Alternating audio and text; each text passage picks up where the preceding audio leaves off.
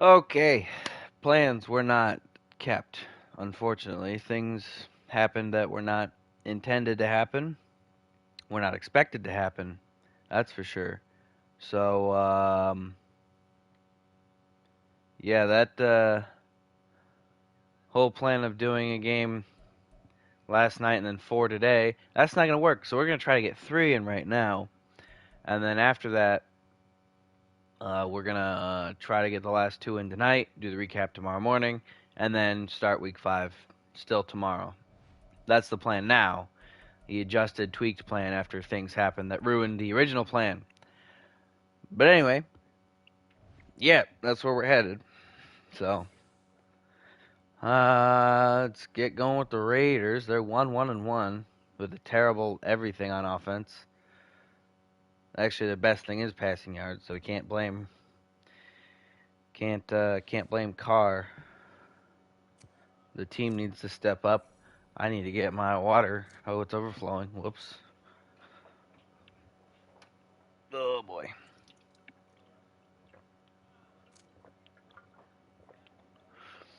I will once again be making food while the first game is going, so I will be slightly distracted.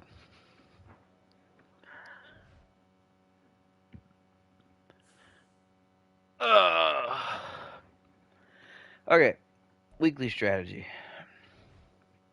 Forget who it is. It's Abram, Wilson, and Tucker. That's who it is.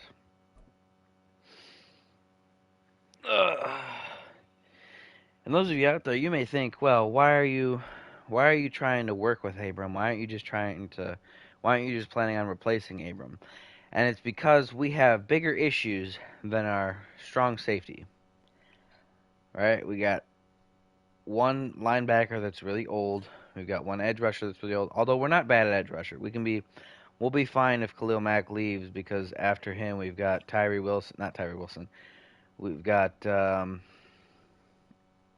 what's his name, Cleveland Farrell and Arden Key, who are still fine. I think one of them could develop if we need him to, or start if we need him to for a season.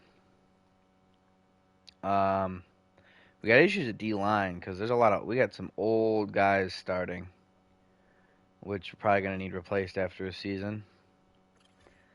We definitely have an issue at what's the receiver.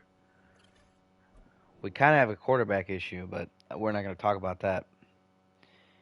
But we have a corner issue. That's the real thing. Like, it doesn't matter how much I want to fix the safety room. The corner room is a real problem. Oh, please stabilize. Okay, good. All right, I had a little bit of moment of panic there because my stream was like, oh, it's unstable. And I'm just sitting here thinking, oh, I don't really want to have to stitch another one together. The problem with stitching it together is that, well, yes, it is possible, and I can do it, and it's not that hard. It does kind of mess up the quality of the video because it kind of makes it only have it caps how nice it can look at below what it actually should look like because of the free software I'm using because I'm cheap, I think. So, that whole issue is not what I like. Where is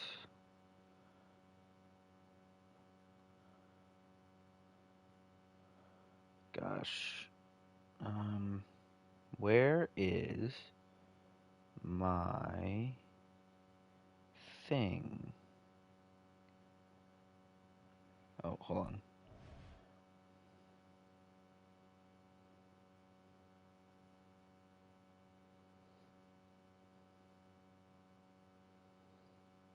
It is interesting that the recaps get actually kind of a lot of views, while the actual games themselves don't really get that many. Maybe I'll start saying in the recaps, hey, check out the games. They're fun. They are fun. A lot of the times. Some of them aren't. Some of them are just blowouts, and blowouts aren't very fun. But a lot of them are pretty close. There's some upsets already. There's some good games, some huge performances. You know, it's just fun.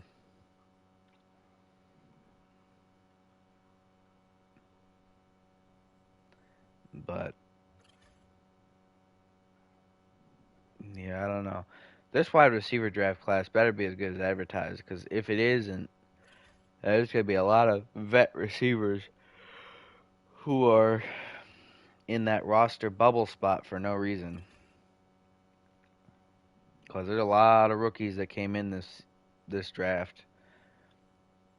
Honestly, it's almost an oversaturation of the receiver market, which really makes you wonder why in the world they're worth so much. Because you also got to remember how many times does a team with a top paid receiver actually win the Super Bowl? Like the Chiefs have just done it twice without any top receiver, twice in a row. Like I don't know. Like a top receiver doesn't help you win a Super Bowl. It never has. A top quarterback, sure. A top running back, sure. But what helps more than anything is a good offensive line and a good defense. You know? Because, like, yes, it's an offensive league. Yes, points are king. But if you can keep the other team from scoring more than you, like, if you have a defense that's good, like, why? In what world is that a bad thing? Like, why is that suddenly not something people want? I don't know. It's weird. We got Lynn Bowden Jr. here as a third string quarterback. If we get to him, remember, it's a wildcat offense. Read options, scrambling. He better not throw the ball, ever. If he ever is in, he better not throw the football. But anyway, offense looks good. Defense. Oh, yeah, I forgot. Crosby's hurt for 4 more weeks. Hold on. Do I want Arden Key starting, or do I want Cleveland Farrell? Arden Key's 27. They're the same overall. How old is Cleveland Farrell? He's 26. He's a year younger, so we're putting him in. I'm putting Farrell in. Screw that noise. Malcolm Coons can be the backup there. And then Arden Key can be the rush guy. Yeah, that's fair. So Farrell can be the base guy that's on top, but Key can be the rush guy. Actually, uh, yeah. And then Malcolm Coons can just be the backup on both sides. Because Key's the rush guy, Farrell's the base guy. Because Farrell's really good against the run. That was part of the appeal for him for the 49ers, was that he was great against the run. It's just that he's not super skilled pass rush wise. That's where Arden Key comes in. So, yeah, I didn't check the specialists. Hold on. Or the special teams. I was so busy worried about Arden Key and Cleveland Farrell. Yeah, corner's good. Safety's fine. Special teams. Looks right. Keyshawn Nixon. And then the rest of the specialists, they're also good. Alright, we're good. Alright, let's roll the Chargers. We gotta hurry up. We gotta get this game going. Gotta try to get 3 games in right now, at least. If we can't get 4 in, we will. I don't have super high hopes that we'll be able to get 4 in, but we'll try. We'll try. I forgot the Chargers had somebody win a weekly award. That's interesting. And there's the backup linebacker who said no to a contract, but we just paid him. So, all right, that team's done. The nice thing is all the contracts open up at the same time, which is like really, really good. Also, we are 0-3. Chargers are 0-3, but it's the team. We're 12th in passing yards, so it can't be Herbert. We're 12th in passing yards and sub 20th in everything else. So yeah, 21st in points a lot. We're good against the pass. We have a good pass defense, but we can't stop the run to save our lives. We're the worst in the league against the run. That's hilarious. Perhaps a defensive tackle would help. I don't know, I'm pretty sure the Chargers drafted a D tackle, if I'm not mistaken. And if they didn't, I'm dumb. But I think they did, or no, they drafted a linebacker. They drafted another linebacker. At this point, I'm just gonna have their whole front just be linebackers. Like, oh, you need a defensive end there? How about a linebacker? You need a D tackle there? How about a linebacker? How about this guy at linebacker? Like I almost want to make them a 3-4 with like actual like not edge linebacker, like off ball linebackers up at outside linebacker, just because they have so many. Like Kenneth Murray, Kaiser White, uh, what's Denzel Perryman, the guy that went to the Chiefs. What's his name? What's the guy that went to the Chiefs' name? Oh God, why can't I remember his name? White guy. Drew Tranquil, another one. Um, the kid that they drafted this year. Like, what are we doing? Like, why are we cycling through linebackers like they're running backs and not cycling through running backs? Because holy crap, they haven't had a good running back in forever. Austin Eckler's a fine football player. He's not a good running back. The last good running back they had was Melvin Gordon. Like, that's the thing. Austin Eckler, great receiving threat out of the backfield. Not a good running back. His vision is pretty terrible. Like, if you actually go back and watch it, his vision isn't very good. Like, yes, there are holes, and he does hit them sometimes. And when he does hit them, he's great. He hits them, and he's a big playmaker, and he's good with the ball in his hands. But he seems like he has such a hard time finding holes because he just misses them all the time. Like, if you watch and you go, he's slow to hit the hole. Like, he is slow to get to the hole when it opens. And like he has the inverted ability of what Le'Veon Bell had, where Le'Veon Bell had patience to find the hole, and when it opened up, he smoked right into it. Austin Eckler has patience in the way that he just kind of doesn't see the hole, and then when he finally does see it, he's slow to get to it. So most of the time, it's closed up before he even gets there, and it gets to a point where he just can't go through because there's no more hole. And I think that's part of what kills the Chargers offensive line when it comes to how they look when they're run blocking, because like there's nobody there. Although they did draft Joe Alt, I know he was their first round pick, but I just think that's weird. Like, is he gonna play right tackle? Like, you're not gonna move your All Pro Rashawn Slater to right tackle. He's a left tackle. But like Joe Alt showed at the combine and showed throughout the whole pre-draft process, he's a left tackle. Like he's not nearly as good on the right side as he is on the left. And why that is, I don't know. Maybe it's just a mental thing. Maybe they can fix it. Maybe they can get him going on the left side. Maybe they're gonna slide him into left guard. That would be insane. A 6'7" left guard is a little bit bonkers, but I guess it's not the least possible thing in the world. Like, obviously they need it, right? Trey Pipkins being one of your starting linemen, Jamari Salyer being one of your starting linemen, Forrest Lamp being one of your starting linemen. Like, none of that's good. Obviously, they have faith that Zion Johnson can become something. He's out for 3 more weeks in this, which is unfortunate, but we got to get McFadden out of there. Um, like, obviously, they have faith that Jamari Salyer will become something, and those two guys are real IRL. They're starting guards, and like, more power to them if they do become something. I don't think they will, but that's just me. I think part of it's the coaching. I don't remember who their center is, and I don't remember if who their right tackle is. But like, if Alt is a good right tackle, honestly, Salyer, Johnson, they make this offensive line pretty solid. But if he's a bad right tackle, then it's just still a bad offensive line. Like, nothing changes. Things don't get better. Things don't stay the same. They just pivot indefinitely in the same way.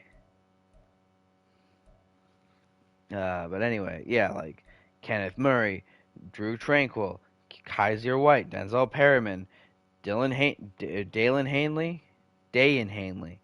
He rookie they took this past season who showed flashes. Like, otherwise he wouldn't be. Like, I don't know, quit drafting linebackers. Draft a D tackle, damn it. I don't remember if they did draft a D tackle. It's entirely possible that they did, and I just don't remember it. But like, oh, just get a good one, please. Justin Jones is old and he can't do it much longer. Jerry Tillery's not good. I really need you guys to have somebody of quality up front. Otherwise, I'm going to keep having to move Bosa to D tackle. and we're going to keep having to be a 4-3 because of the 70,000 linebackers you guys have. Now, maybe Denzel Perriman has a huge falling off this season. And you know what? Unfortunate, but he is not young anymore, so great. Maybe Murray steps up. Maybe Kaiser White falls off the face of the map. Maybe Drew Tranquil turns out pretty good. Maybe they do end up in a situation where I can make them a 3-4 in good faith. Then, great. But if that doesn't happen, then we still suck defensively. Like, and that's the thing. For 3-4, we only need one true nose tackle, right? Like, Bosa can be an interior end. He's 280, like, naturally. You know? Like, I don't know that I want Tui Peloto on the end. He's 266. Maybe we could work that. And Nwosu's would be an outside linebacker. There's no question about that. You know, and hopefully, I mean, ideally, Nwosu and Tui Peloto, those two are the outside backers. You know, Bosa inside. I guess Justin Jones could be the nose, and then the D tackle they would have taken would be the other end. But like, I don't know. It's bad. It's a bad team. It's a bad team. It's a poorly run team that's been run into the dirt for the last 30 years. Over and over and over again.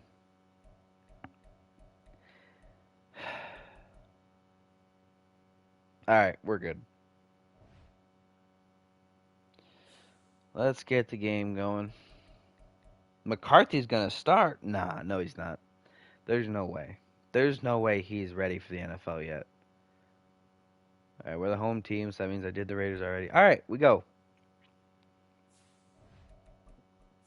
Make sure that's all good. Alright, and we're off. Before 11 o'clock, so that's good.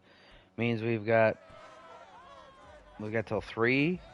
So we got 4 hours to get 3 games in. Shouldn't be too hard.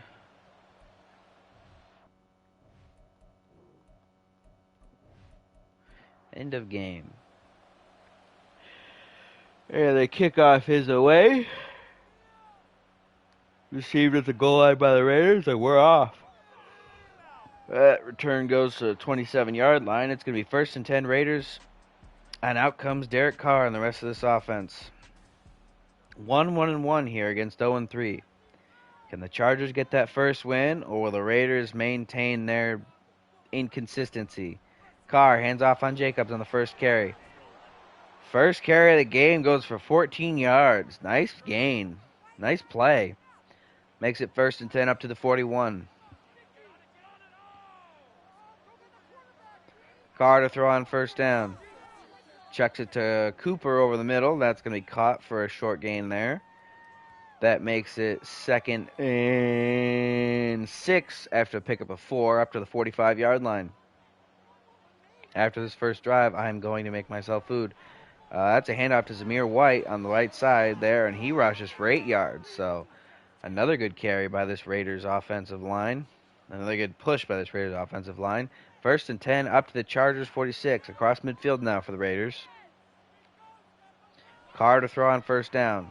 Fires it downfield. That's caught. Trey Tucker makes a man miss before going out of bounds at the 26-yard line. What a catch there. What a play. Trey Tucker for 21 yards. Brings up a new set of downs for the Raiders. He is a playmaker through and through. He's a little undersized, a little low overall, but ball in his hands, he's pretty dynamic. Carr to throw on his first down. Fires to the sideline. That time it's incomplete. Missed his receiver. That was Renfro. He was trying to get it to. Threw it a little too far out of bounds. Hits the ground. That brings up 2nd and 10. Still at the 26-yard line. Carr fakes the handoff to throw again. Fires it down. That's caught. Ingold, who gets 5 yards on the carry, or on the catch, as one of the Chargers D tackles gets hurt, Justin Jones. So that means Jerry Tillery is going to be in, meaning this defense is going to be even worse, which is impossible when you really think about it, but it is. 3rd and 5 here from the 20. Carr fires it. That's caught. Cooper, first down. Looked like it should have been picked off, but Verrett didn't even see the ball. That's going to be 1st and 10 Raiders at the 10-yard line. A little bit behind the 10-yard line. Well within the red zone now. Carr hands off to Jacobs on the right side. Jacobs gets the edge. Touchdown. Gets a nice block on the outside by his receiver. Makes it all the way to the edge, and there's no one there to stop him. Touchdown Raiders as they score on their first drive of the game. PAT is up, and it's good. So, Raiders on top, 7-0 as they kick it back to the Chargers here. And the Chargers replicate what they just watched happen from their own sideline. They're going to start at the 25 to try it. 1st and 10, their own 25-yard line. As out comes Justin Herbert and the rest of this Chargers offense. Bad offensive line, good receivers. What can he do? Herbert hands off to Eckler on the first carry. Eckler does get to the outside. Pretty good hole as he carries it for 8 yards. It's going to make it 2nd and 2. Up to the 33-yard line.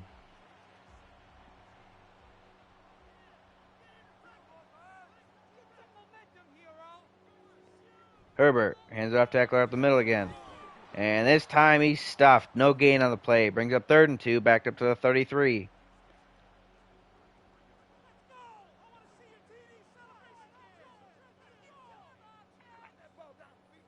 Herbert hands it to Eckler up the middle. And he spins his way forward for a 1st down before going down at the 37. That's going to be a pickup of 4 on 3rd and 2. Makes it 1st and 10 Chargers. Dude, I can't wait for NCAA 25. As Herbert's picked off on his pass. I believe that's his first throw of the game. He's intercepted, and that's going to be a pick 6. Nobody's going to catch him. Touchdown Raiders. Nate Hobbs, the best cornerback they've brought in the league in a while. That's going to put the Raiders up by 2 scores here with only having 1 possession still. With the PAT pending. And the kick is up. And it's good. Raiders up 14-0. Herbert, what a back-breaking pick here. They started off so good on the ground. He throws it once and it gets picked off. Oh my gosh, what was I saying? NCAA 25? Who cares? That was a nice pick 6. I care. But anyway, I can't wait for that game. Like, there is no stadium I want to play in that game more than Florida State's. Because hearing that chant over and over, I love that chant so much. Like I get how it could be annoying if you hear it too many times, but like I love that chant. It is my favorite thing in college football. Like I'm not a Florida State fan, but damn if I don't love games at that stadium. I don't even remember what it's called. But like it's awesome. I don't know. It almost fits the fact that like there's almost a tribal vibe to college football, you know, where it's like, yeah, this is our team, these are our guys, this is us you're playing, not just this team, you're playing us. You know, with the NFL, it's like, oh, you're playing my team. In college, it's like, oh, no, you're playing us, the school. You know, it's similar to high school, but it's like, people are way more into it, because in high school, you got in high school, everyone's a fair weather fan. You know, high school football teams, if you're good, everyone's a fan. If you're bad, nobody cares. So, and obviously there's exceptions. There's places it depends on the place you live. There's some places where no matter what, whole communities die hard for the football team. There's some places where no matter what, nobody really cares, you know. But overall, it's just awesome, you know. And that I want to play a game. I want to play all the games in Florida State's stadium and just hear that chant over and over and over again.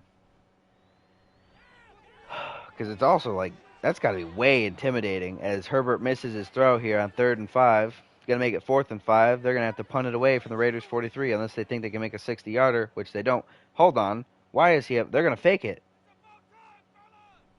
They're faking it.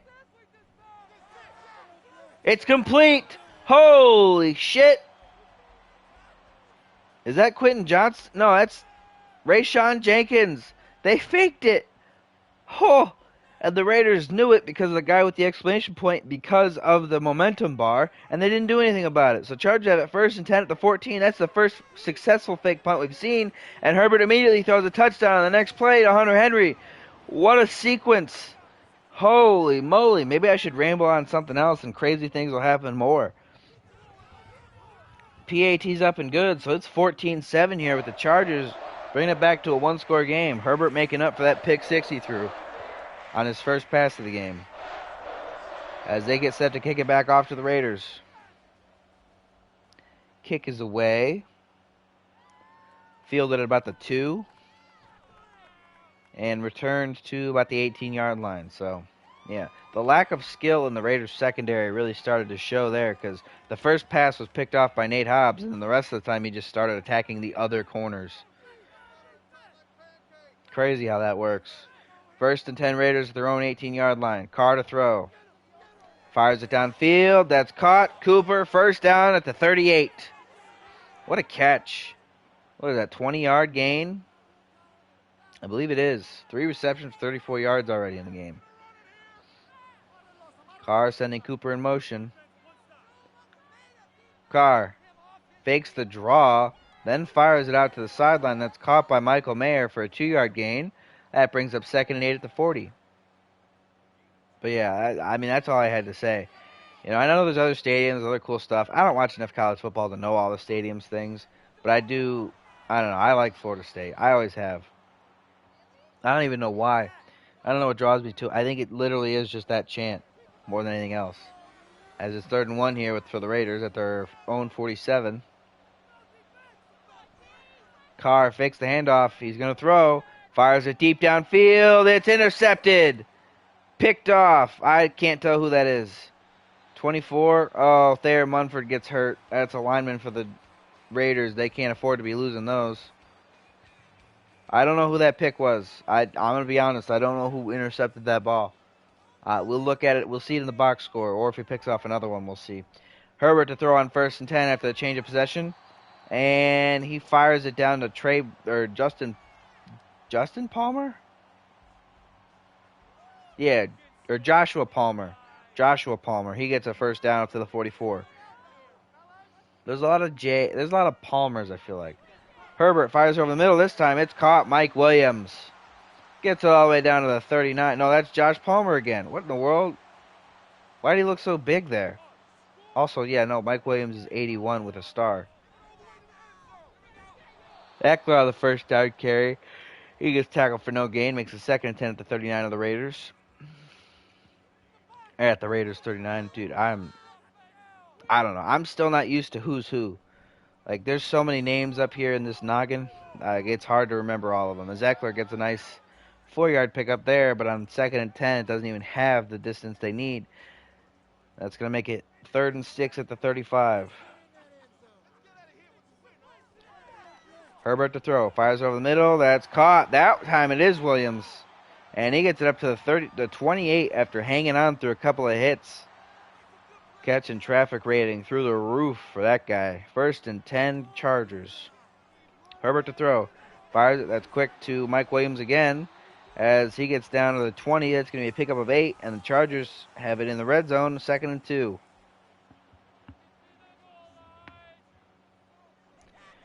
Herbert fakes the handoff on 2nd down. Fires downfield in the end zone. Caught. Touchdown, Keenan Allen.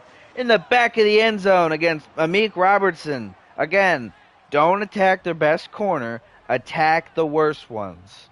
And it works. He stopped attacking Nate Hobbs, and suddenly they started scoring. I figured it was going to be upheld. It looked very well inbounds. I wasn't worried about it. PAT's up, and it is good. So we're all tied up here to end the first quarter. Well, near the end of the first quarter. As the kickoff gets away, that's fielded deep in the end zone. Knee is taken. It's going to be 1st and 10 Raiders at their own 25-yard line. Hoping they can avoid a turnover this time.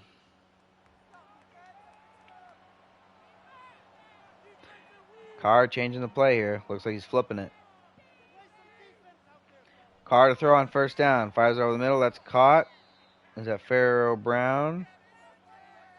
Yes, it is. Pharaoh Brown for a 2-yard catch. Makes it 2nd and 8 at the 27. Likely the last play before the quarter ends. Carr to throw on 2nd down. Fires it over the middle. That's caught. Renfro, who goes backwards, but he's give it to him at the 34-yard line because of contact. It's going to be 3rd and 1, and that's going to take us to the end of the first. So after one quarter, we're all knotted up here, 14 apiece, with an offensive explosion here in one quarter. Let's see what continues in the second. Raiders have it 3rd and 1 at the 34. Carr to throw. Fires it over the middle. That's incomplete. There is a flag. Let's see what it is. Offensive holding. I don't think the Chargers will accept it. They do accept it. What the hell? They're going to give the Raiders a second chance. It was going to be 4th and 1. Now it's 3rd and 11. So Raiders going to have another chance at a first down here. Fires it over the middle. Carr gets it to Tucker. He hangs on to a big hit. First down Raiders. What the hell are the Chargers doing? That's going to be 1st and 10 Raiders up to their own 48. I don't know why the Chargers accepted that penalty. That was dumb as hell. But it gave the Raiders a shot, and they took it and got it. First down. Carr hands it off to Jacobs at the middle. Jacobs with a nice hole there. Powers his way up to the Chargers 43. And that's going to make it 2nd and 2.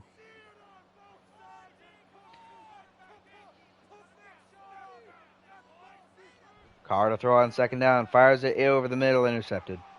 Picked off. I mean, not even a hard pick, too.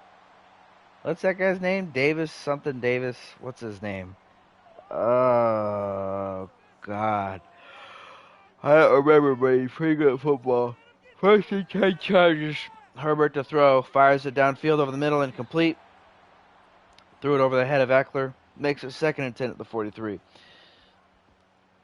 God, that was a bad throw by Carr. He tried to force it to the slant. Davis was just sitting there.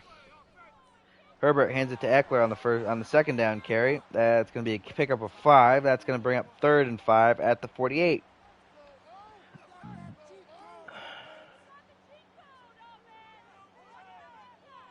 Herbert on 3rd down to throw. Fires it over the middle. That's caught. Mike Williams hangs on through the contact. First down Chargers at the Raiders 44.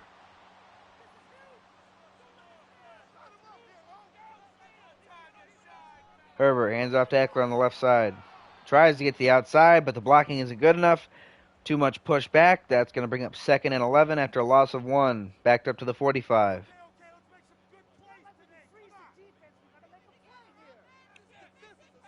Herbert to throw on 2nd down. Under pressure, and he's sacked. Khalil Mack gets him. Forces a loss of, 7? As Forrest Lamp, the center, gets hurt, which is really not good because he's already pretty bad. That's going to bring up 3rd and 18 from the 48. Chargers back on their own side of the field. Herbert to throw. Fires it downfield to the corner. Wide open Mike Williams. Why was he so open? I don't know, but he gets the Chargers all the way up to the Raiders 20. What a huge play there. 1st and 10 Chargers in the red zone now. Herbert hands off to Eckler up the middle. Eckler gets about 1 before he's thrown backwards. That's going to bring up 2nd and 9 at the 19.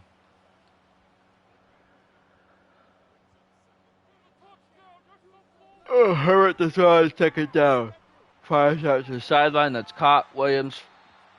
Pickup of 6 there. It's going to make it 3rd and 3 at the 13-yard line.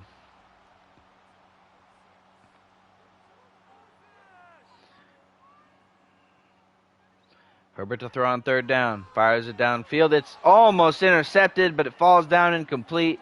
Probably should have been picked off, but Morig couldn't grab it. That's going to make it 4th and 3 at the 13. They're going to try for a 30-yard field goal try. The kick is up, and it is good. So Chargers now take the lead, 17-14 here in the 2nd quarter. I'm going to go make myself food.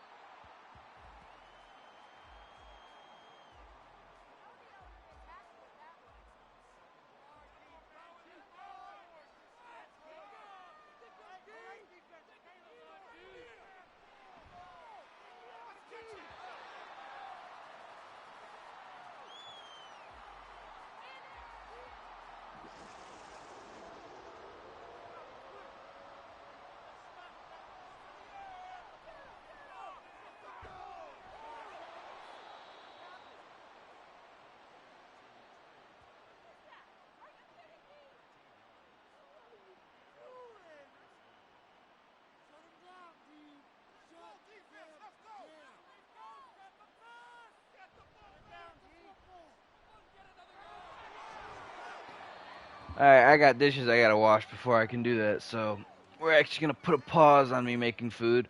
I'll wait till the second half starts to clean it, and then at the start of the fourth quarter, I'll go make it. I don't want to miss any segments where it breaks. As Josh Jacobs has a huge run up the middle. Holy moly. Huge carry there. Gets it down to the 29-yard line. What a hole there opened up by that O-line, and then Jacobs just took off with it. 1st and 10 Raiders. Carr hands it off to Jacobs again. Jacobs on the left side. Stiff arms a man as he forces his way down to the 23. Pickup of 7. That's going to make it 2nd and 3 here. Deep in Charger territory. Carr tosses it out to Jacobs again. Jacobs gets to the outside. He's on the sideline, and he's forced out of bounds up at the 5-yard line. Huge carry there. It's going to be 1st and goal. Pickup of 18 yards. 1st and goal at the 5 for the Raiders. Carr to throw. Quick slant, picked off. Intercepted. Asante Samuel picks it off. Carr tried to get it to a quick slant to Cooper. Samuel was right in front of it the whole time. Carr didn't even look. He just threw like a high school quarterback. He was just like, all right, 1-2 throw, and it got picked off, which is really brutal to watch and actually makes me not. All right, I'm going to go watch the thing. I'll keep the headset on. No, actually, you know what? No, I won't. That's bad. I can't. I don't want to get it wet. So I'll be right back. I'm going to wash the pan.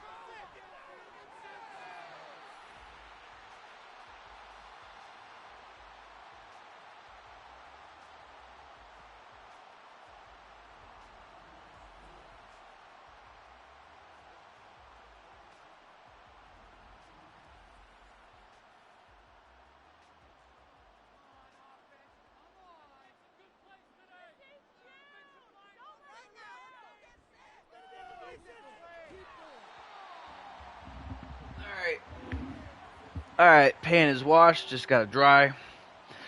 So we'll watch more while it dries. I'll probably go check on it after halftime. 1:24 left to go here. Chargers still have all 3 timeouts. They're 2nd and 10 at the Raiders 42. Herbert to throw, fires it over the middle. It's picked off. Is that Hobbs again? No. Yes, it is. Nate Hobbs with the 2nd interception of the day. Quit testing him, Herbert. He's real good. He's actually the only guy on the Raiders defense you shouldn't test when throwing. Like, he's the only one.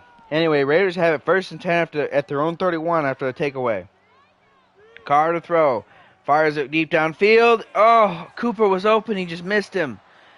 That would have been a quick touchdown if he didn't overthrow him. That's going to make it 2nd and 10 at the 31 after the incomplete throw.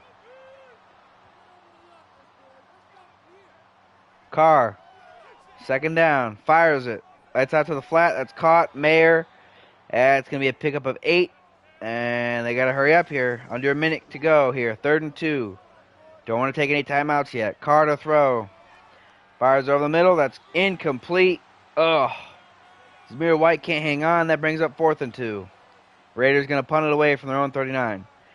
I do think it's interesting that they drafted Brock Bowers. Like, I don't get that one. I didn't quite understand.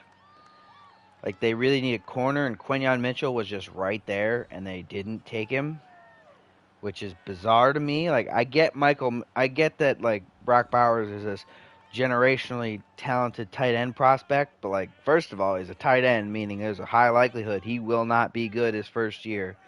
Like, he will be average at best his first year, as Eckler gets a nice carry there on 1st down. Chargers take a timeout. But, like, you really need a corner. The Raiders, like, really need help in their secondary, and they just didn't get any. So, like, as Herbert throws on 2nd down, gets that out quick. That's, who is that? That's not Hunter Henry, is it? That is Hunter Henry. Hunter Henry can run through people like that? I didn't know it was like that. I apologize. I was not familiar with his game. That's going to make it 1st and 10 Chargers at their own 37. They take their 2nd timeout. 31 seconds left to go in the half. Herbert to throw. Fires it downfield on the wheel route. That's caught. That's another play for a certain tight end there, Hunter Henry. They got to hurry up, though. They take their 3rd and final timeout here with 22 seconds left. That's kind of dumb. They probably should have just hurried up and tried to get another playoff because they don't have a timeout for if they get in field goal range. Herbert to throw on 1st down. Fires it downfield toward the sideline. That's caught. Josh Palmer goes out of bounds after getting it to 1st and 10 at the 28-yard line. They're going to kick the field goal with 17 seconds left. All right, see, this is why you keep the timeout, because the AI is stupid. Kick is up, and it's good. So I guess, great. They're up by 6 now. But why the hell wouldn't you just... the AI is annoying. It sucks. I think that's my problem. The AI sucks when it comes to clock management and down management and time management. It's so bad. Like, it's worse than Andy Reid when he was with the Eagles. Like, it's that bad. It's worse than Nat Hackett as a head coach. Like, it's just bad. But anyway, that's going to end the half. So, after 2 quarters, Chargers are on top 20-14 at home against the Raiders as they're about to receive the second half kickoff, which gives them another chance. They get a chance to kind of double dip. They didn't score a touchdown at the end of the half, but they did score a field goal. So if they score a touchdown and field goal here, they did technically double dip. But you know it's not a true double dip if you don't score a touchdown, come back out, and score a touchdown immediately after. Because that's a huge point swing. That's a huge difference. Like, that double dip can change the entire complexion of a game. But obviously the Chargers couldn't pull it off. They had to kick the field goal with 30 seconds left because they're cowards. Anyway, Herbert to throw on 1st down. Fires it. That's to the quick in route. It looked like it got maybe tipped at some point along the way because it just kind of petered out and fell down. I don't know. That brings up 2nd and 10 at the 25 after the incomplete pass. Herbert hands it off to Eckler up the middle. And Eckler falls forward for about a 2-yard gain. That's going to bring up 3rd and 8. From the 27 here. At risk of going 3 and out immediately after I said something about double dipping. Herbert to throw. Herbert under pressure. He fires. He throws it away. Incomplete. They do go 3 and out. The hell's the point of receiving the second half kickoff? Oh, the Chargers suck.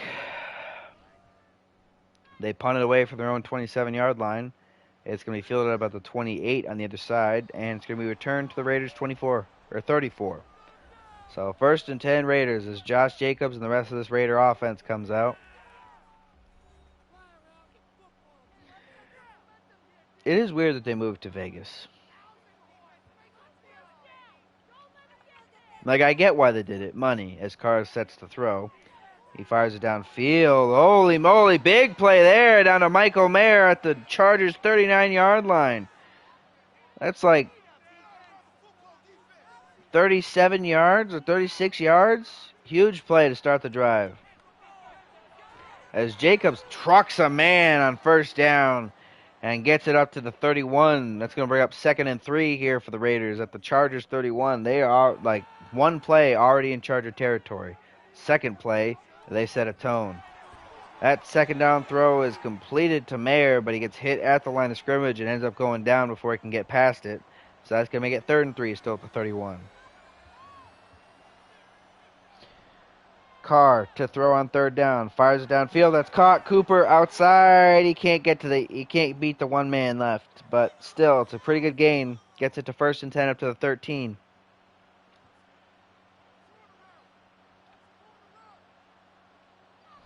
Carr hands it off to Jacobs up the middle. Jacobs finds a crease, and he works his way down to the 8 for a 5-yard pickup.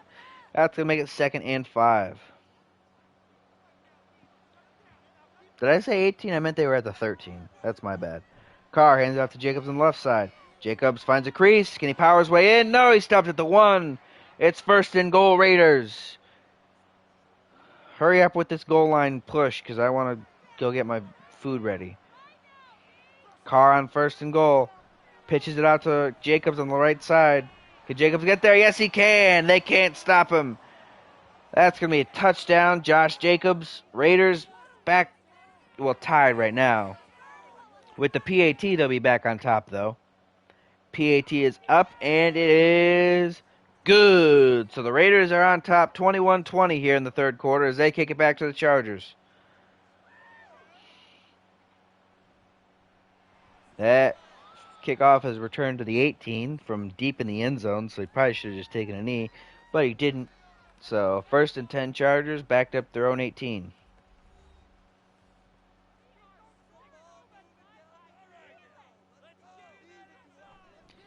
Here we go. Eckler on the 1st down carry. Makes a nice cut, nice move, stiff arm. Holy moly, that was a great run there. Highlight reel carry on that play. That's going to make it 1st and 10 up to the 36, 18-yard carry. Here we go. Herbert to throw on 1st down. Fires it on the slant. That's caught. That's Hunter Henry getting it down to the 47. So 2 straight 1st downs. That net another set of downs. So 1st and 10 here. Herbert hands it off. That's Eckler on the right side. Eckler can't quite make as many moves here on this carry, but he does get enough for the 1st. That's going to get 1st and 10 at the Raiders' 43-yard line. As the Chargers have it moving pretty good here.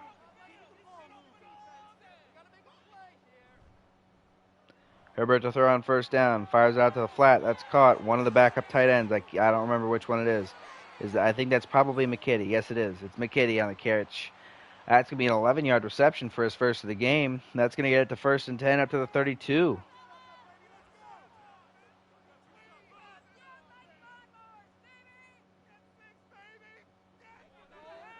Herbert fires it downfield. That's caught. Hunter Henry on another catch. Have they had a 2nd down this whole drive? I don't think they have. They now have it 1st and 10 at the Raiders' 13. They're in the red zone now. I don't believe they've had a 2nd down this entire drive.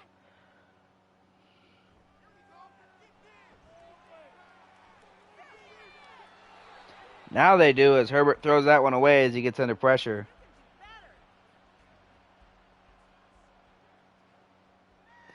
So that brings up 2nd and 10, still the 13-yard line. Herbert hands it off to Eckler on the right side. Eckler takes a crease inside for a 3 instead of trying to get all the way to the edge. That's going to make it 3rd and 7 up at the 9.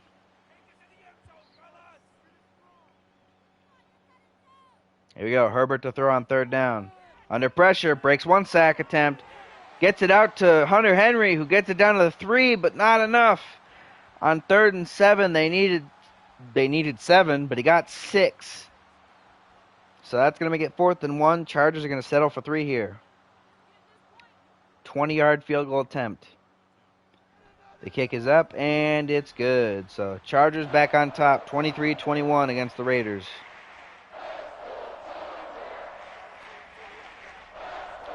Dude, that's a basic, like, that's such a basic chant. The "Let's go this team," da, da, da, da, da. Like, that's so lame.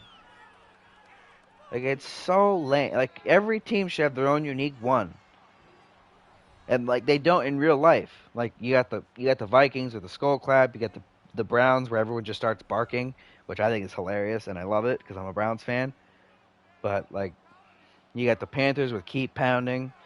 Um, you got the Chiefs with their little tomahawk chop thing.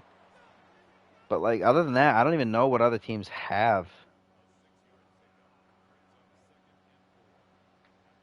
It's just kind of sad that there's so much culture in college game, but in the NFL there's only a few teams that have like unique chants. So, but I don't know. I guess that's part of what makes college feel different. Part of the appeal is that it's more about what's going on than it is about the game. I guess I don't know. Alec Ingold getting a catch. Oh, I know the thumbnail for this game. It's going to be Derek Watt and Alec Ingold. Those are going to be the two from this game on the thumbnail. I can guarantee it.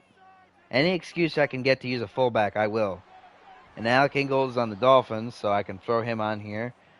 And Derek Watt, I believe, is unemployed, but was last on the Steelers, so I can throw him on there too. Carr to throw on 3rd and 3. Fires it out to the flat. That's caught. Michael Mayer, first down.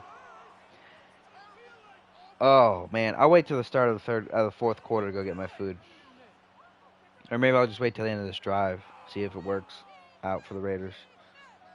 Anyway, 1st and 10 at their own 47. Carr fakes the handoff to Jacobs. Carr sets the throw, checks it down to Jacobs, who catches it for a 3-yard pickup. Makes it 2nd and 7 at the 50. That was Josh Jacobs' first catch.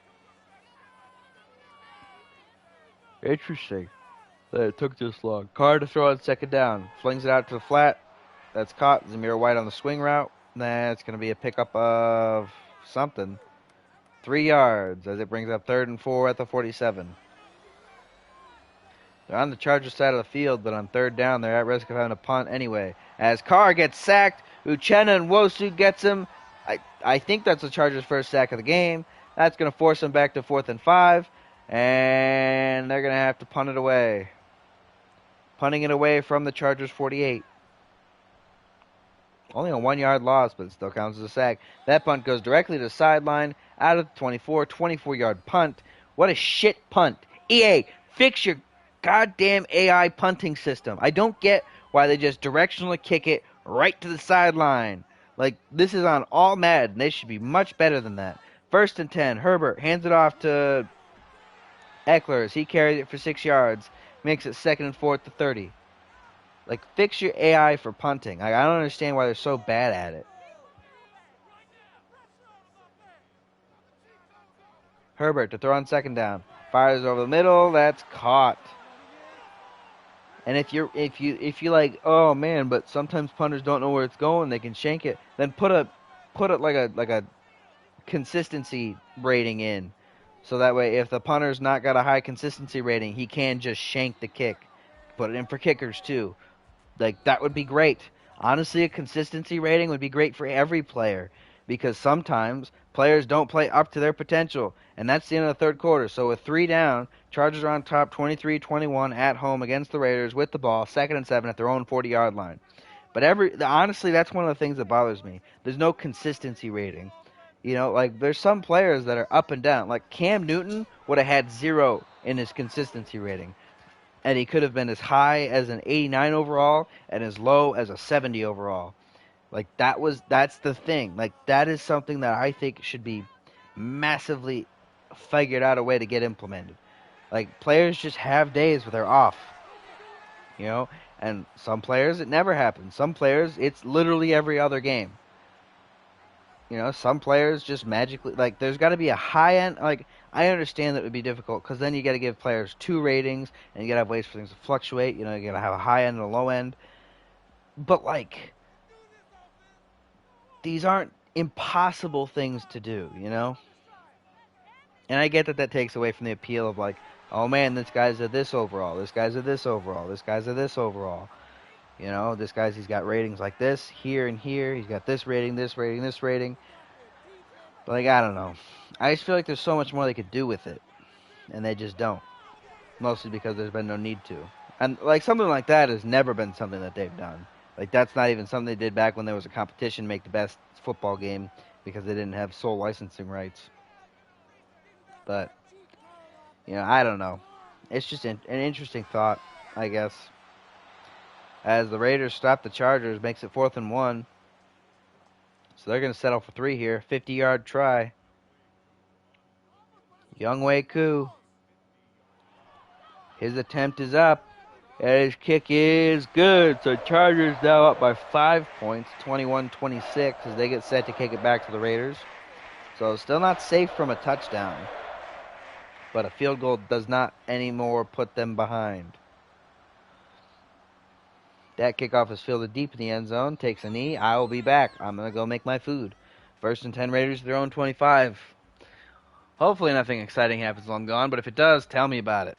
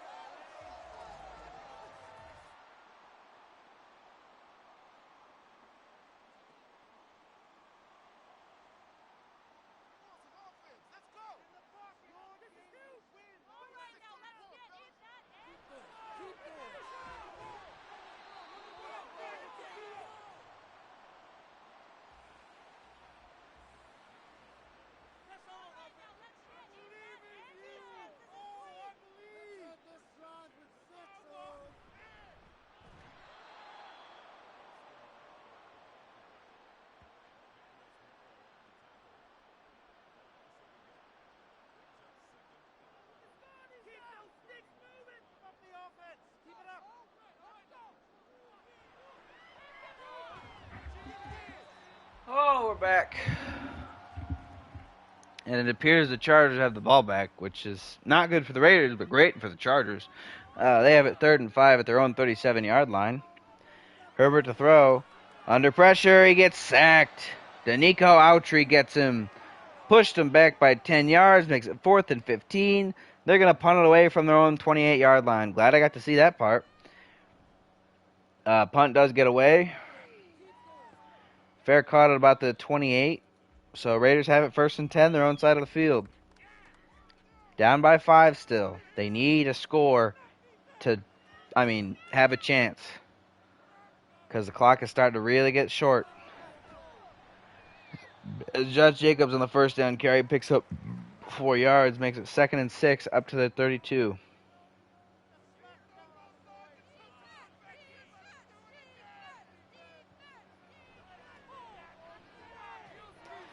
That car throw goes for a 1st down to Hunter Renfrow up to the 39-yard line. 1st and 10 Raiders.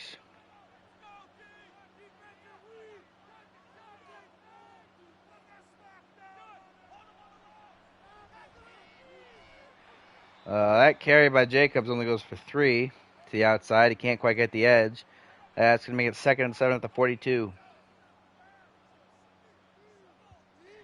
Can they do it? Carr fakes the handoff. Rolls out to his right. Fires it. That's caught. Ingold, the fullback. You know what? They incorporate the fullback a lot in this offense. Derek Carr has no touchdowns and 3 picks so far. If they win, that's going to be insane. 3rd and 2 for the Raiders at their own 47. Carr fakes the handoff. Fires it downfield. It's intercepted. 4th interception of the game. That's Asante Samuel's 2nd, I think. I don't know. It's either his 2nd or his 3rd. And that's going to be 1st and 10 Chargers at their own 41-yard line. Out comes this offense.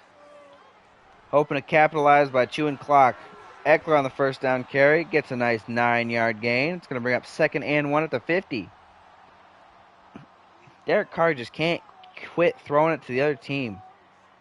I'm going to be honest. There's a chance that if the scenario pops up where the game's like, all right, our starting quarterback's not cutting it, we got to switch, make a change, I will honestly consider it for teams with young backup and old starter. Like for this team, if they have that scenario with Carr and they think it's not working and they say we should maybe try O'Connell, I am 100% saying yes, put O'Connell in. You know, for the Jets, they say, you know what, Geno Smith isn't cutting it. We should either put either Zach Wilson or Sam Darnold in. I will 100% take that into consideration. You know, what's another team where it's an old guy? I can't remember. I don't know. But you know what I mean. Ooh, that's incomplete. So the Raiders defense does force a 4th down. Chargers are going to have to punt it away here no, they're going to go for it. What the hell? They're going to go for it on 4th and 4 from the Raiders 40-yard line. Herbert to throw. Fires it quickly. That's caught, but it's not enough for first. Raiders have it 1st and 10 after the failed 4th down try. They have life once more. Down by 5 with 3:05 to go. The Chargers go for it to try and seal it. They don't get it. Raiders have it 1st and 10, their own 36. Carr fires it out to the flat. That's not caught, thank goodness, by Josh Jacobs. That would have been a loss of yards. Instead, he drops it, so makes it 2nd and 10, still at the 36. 3:01 to go, down by 5. Carr and the Raiders have the ball. Carr to throw. Fires it incomplete, missed his target. That brings up 3rd and 10.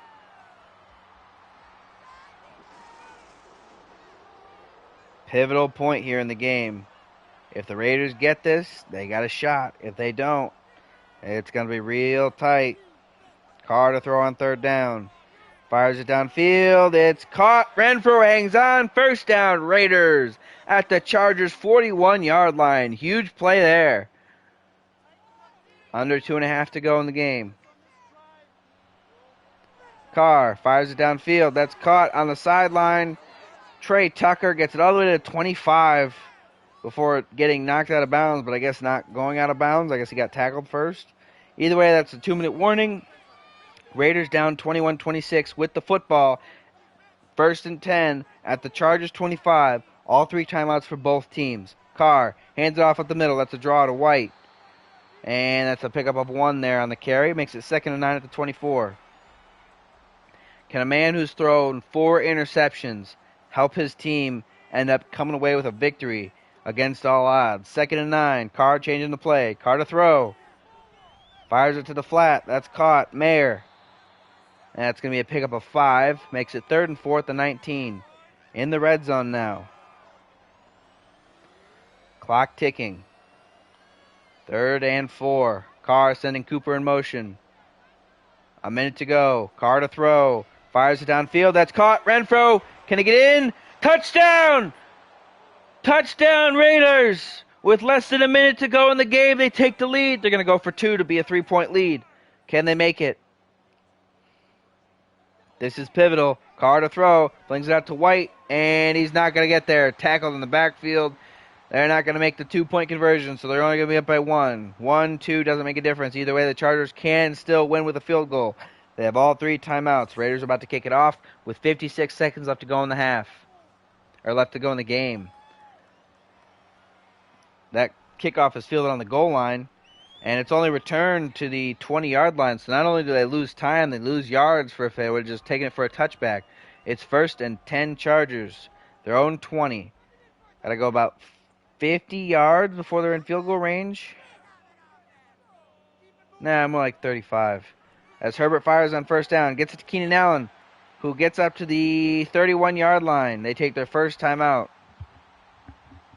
Already taking timeouts here. 46 seconds left to go. 1st and 10 at their own 31. Herbert to throw. Fires it downfield. That's caught. Eckler on the crosser. That makes it 2nd and 1 at the 39. 41 seconds left to go. They take the second timeout. Herbert to throw. Slant route. Caught. Keenan Allen. 1st down and 10 at the 46. Gets it all the way to the Raiders side of the field. 25 seconds left to go in the game. Chargers just hurrying up. They want to save that last time out for the field goal. Herbert fires it over the middle. That's caught, but there's a flag. Is that going to be defensive pass interference? Yeah, it is. That might do it. That's going to put the ball at the 39 at the 40. 1st and 10 at the 40-yard line. This is about range. Chargers hand it off to Eckler. Eckler on the right side. Eckler with a huge carry on the edge. He's going to get a 9-yard pickup. Makes it 2nd and 9. Chargers take a timeout with 10 seconds left. That's really poor clock management. But they're going to try for the field goal here. Raiders take a timeout. Try and ice the kicker. So it's a 48-yard field goal try. The kick is up, and it is good. Chargers take the lead. Not necessarily a walk-off field goal. The Raiders still technically have a shot, but that's going to almost certainly do it, as they're now up 29-27. They kick it away with 6 seconds left to go. Fielded inbounds. 5, 4, 3, 2, 1. 1 second on the clock. Raiders have one shot to score a touchdown from their own 27. Carr to throw. Hail Mary time. And he checks it down. Boy, if that isn't the most Derek Carr way to do that ever, you need a touchdown. You need a 72-yard touchdown or whatever it was, and you're going to check it down in the last play of the game. So Chargers win 29-27. Chargers no longer winless. Raiders fall to 1-2-1. What a disappointing way to lose for the Raiders. Zion Johnson getting an upgrade. That's pretty good. Even though he's still out for 3 more weeks. I don't know how he got XP, but sure. Joshua Palmer getting an upgrade. That's pretty good himself. What's his speed? 88 speed? Yeah, slot, not deep threat.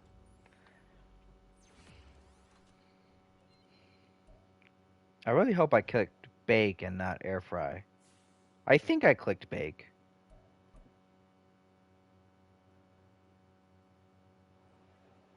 Really proud of how everyone came together. Yeah, we won. Good. Free XP. Well, not free. We had to win to get it, but you know what I mean. And Staley can get an upgrade. I can't wait for next year where it's Harbaugh and not Staley.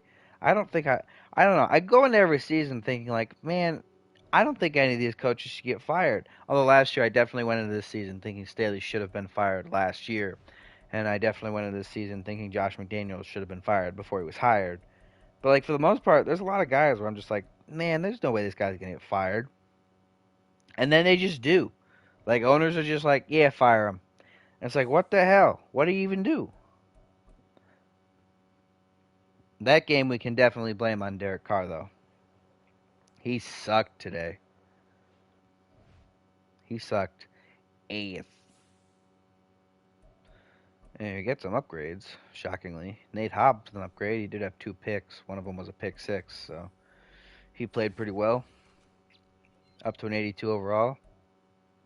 Hunter Renfrow had some nice plays there. He's going to go up to 78 overall. And Divine Diablo with an upgrade. He's hopefully going to go up to 75. He does. So, ooh, +1 speed. Wasn't he already really fast? Yeah, he's got 89 speed now. He's a real athletic freak.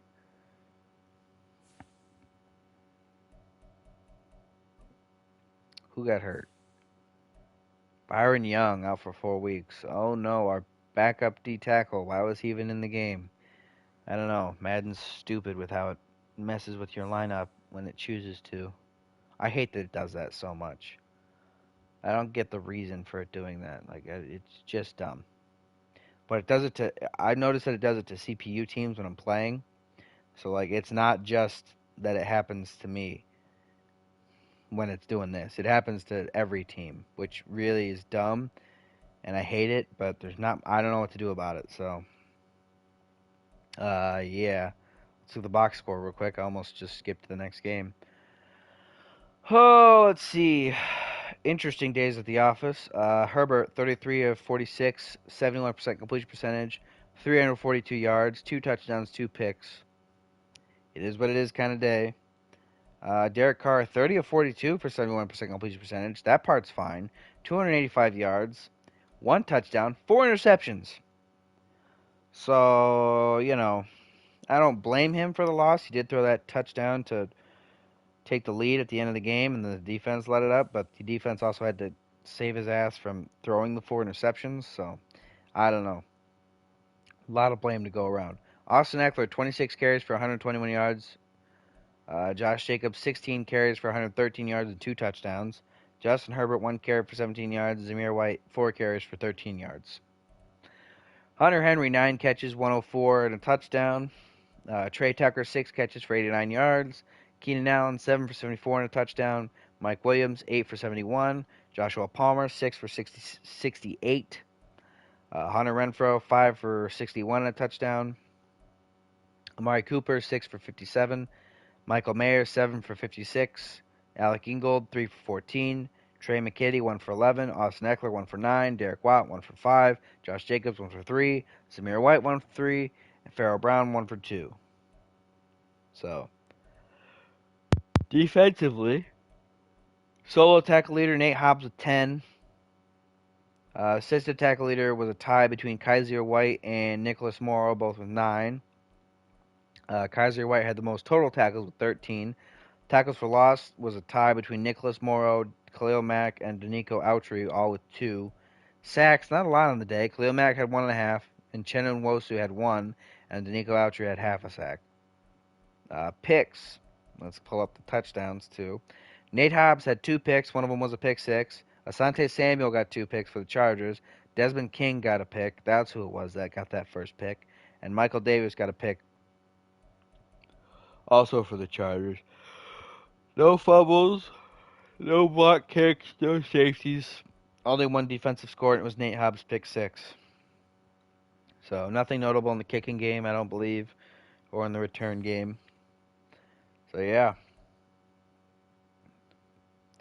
just a good game. Came down to the wire. And then Derek Carr, when all hope was on the line, threw a check down instead of firing it deep, which was kind of funny. But anyway, we're on to New England at Dallas.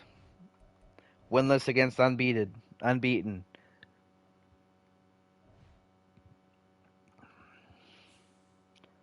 So defeated versus undefeated. That's really what this is. Game wrecker. They got a streaking X Factor? Is it Micah Parsons? Yeah, he's pretty good at football. Oh man, I do hope that eventually the Cowboys I can make them a 3-4. I can't yet, but with I don't know. There's a chance this season that it could be it. There's a chance. We're gonna do the QB1 check-in, but there's no guarantee it's even gonna be the guy we're checking in on. The team. We understand that our quarterbacks are subpar. We need the rest of the team to step up to compensate. Otherwise, we're going to keep sucking. This one definitely can become a pretty bad blowout real fast. So we're going to keep our thumbs on the pulse of this one.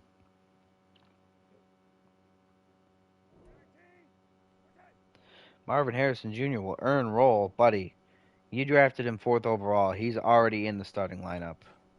Like, don't lie. I hate when coaches do that. Like, oh, he's going to have to earn his time. Like, brother, you drafted him in the first round. In the first non-quarterback pick of the first round, you took this man. He's not going to have to earn anything. He's going to be a starter day one, no matter what. Like, unless he literally dies, he is going to be the starter day one. Now, maybe he can lose that spot by being bad. Maybe he can earn more spot. Okay, that we're going to have to restart. Maybe he can, earn more targets by being good. But, like, you drafted him that high. He's going to be the starter. Also, who's he not going to be? Who's he not better than on that team? What receiver is he not better than on the Cardinals right now? Like, none. He's the best receiver they have, and they just drafted him. There's no way he's not. You know Brian Hartline got that kid ready to go. I do love that Brian Hartline is the receiver coach for the Buckeyes. Like, that's hilarious. Like, he could have so many NFL jobs if he wanted as a receiver coach. Like, because he's so good with working with the young guys. So I think any team, if they were able to poach him from Ohio State, I don't think it matters what receiver they take out of college. He will turn them into a solid NFL receiver. Like, that's the thing. He teaches them to be an NFL receiver while they're still in college. So then when they do go to the NFL, the adjustment's not that hard. They know how to beat press. They know how to, read coverages a little bit from their window. Like, they know what they're, okay, Mapu, buddy, you got to be a little bit better than that. That was just bad. Like, I understand you're more of a safety. You're more of a zone guy than a man guy. So, man coverage not your thing, but come on. There we go. That's what we like to see. Out route. Good. Easy pick. All right. We just need one more win. We just need one more win, Mapu. We just need this one more win. We just need this one win. There we go. All right. We got it. Gold. I think it's guaranteed, but we'll keep playing just because. Yeah, I'm the bigger guy here, Brissett. So, you can't work those little overhead throws on me because I'm like Mapu's like way bigger than Barrios. Kind of insane when you look at them side by side. At least in Madden, I'm sure the disparity's not that bad in real life, but in here it looks like a defensive end against a child.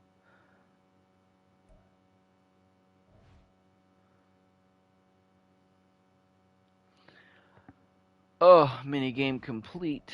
Demario Douglas, you're next. Oh man, I do think it's interesting that I don't know. If I'm the Patriots, I would have probably gone receiver. I would have taken Marvin Harrison. Like, I don't care. I don't want Drake May here when we don't have anything for him to throw to. Like, who's he gonna throw to? Like, Pop Douglas is his only guy. Pop Douglas and then Ramondre Stevenson handing the ball off to him. That's it. Like, I don't think he's gonna start. Hopefully at all this year, if their plans go according to plan. It should be Brissett all year. But, first round quarterback, taking 3 overall, usually those guys don't stay on the bench for that long. Not nearly as long as they should. At least depending on the quarterback. Sometimes it's fine, sometimes it's not. I don't know, if you're drafting based on upside, then maybe it is important for them to be on the bench. But if you're drafting based on current talent and ability, then you definitely need them on the field. I don't know. I'm just of the mind that if you're going to take a guy in the first round, he better be a guy you think is ready to play for you right now. Because otherwise, why the hell are you taking such a high pick on him? Pick someone that's going to help you right now, not somebody who's going to make the locker room awkward. Because all offseason, he's going to be the one working out with everybody because the other guy's rehabbing a torn Achilles at 36 years old. Can you tell I don't agree with the Falcons taking Penix? I don't know. I'm pissed because I wanted to see Penix ball out this year. Like, I wanted to see Penix go to a team where he was going to be the starter. And instead, the goddamn Falcons take him. So not only is he not going to be the starter initially, at least, he's not in a team where he's going to be groomed to be a starter, or to flourish, to, do whatever. He's just going to be the backup. And if their plan goes as according to plan, Like, here's the thing. In practice, there's no way they're going to look at Penix, they're going to look at Cousins, they're going to watch him throw, and they're going to say, yes, we want Cousins to be the starter. There's no way you can look at the two side by side, a 36-year-old coming off an Achilles, and a 24-year-old coming into the league who's the most talented rookie as far as the ability to throw the ball in the entire class. And you're going to sit there and tell me, yeah, no, we feel better with Cousins. Like, you're not, no, you don't. You're lying. There's no way. Right? So, like, it just bothers me. Anyway, the offense is good. Brissett still is the starter. Defense, why is Uchi still hurt? That sucks. Defense looks correct, though. I'm not going to move Harmon up. I don't care.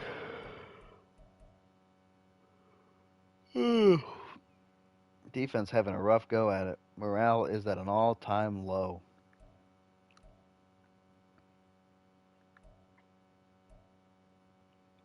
But it all looks right. So let's move on. Move on to the Cowboys, who their morale is at an all-time high after being 3-0 instead of 0-3. Gosh, this game may very well become a blowout within the first 10 minutes. Although if it does do that, if it does become a first quarter blowout or second quarter blowout, and I could sim, there's a chance we get 4 games in. Now, obviously, we'd still need to do one more or another stream, because if we go 1, 2, 3, no, if we get down to Kansas City, New York, I could do that last game tonight. I don't know. I plan on finishing it tonight regardless, if I can.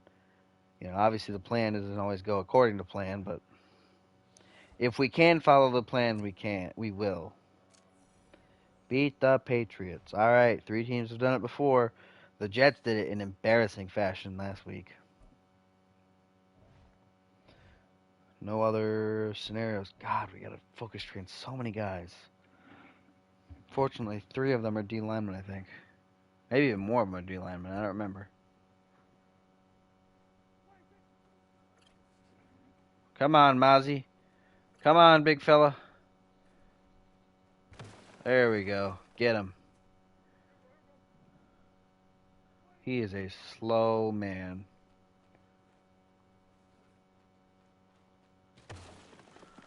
Why do they use their right arm to try and strip it when he's coming directly head on at him? Like, that doesn't make any sense to me. Like, when I go around the back and he can kind of swing around, then it makes a little more sense. But when you're going straight head on, they pick up their right arm. Like, what are you stripping Tua? Like, he's right-handed. Use the left arm. It's the one right there by the ball already. I can do a lot of trench battle on this, actually. That's pretty good. Actually, I don't even think I do. I think I only have one that's not trench battle, and it's DB battle. Oh, Clark, why do you club? Why do you club? I don't want you to club. I want you to swim. Swim is so much faster and easier.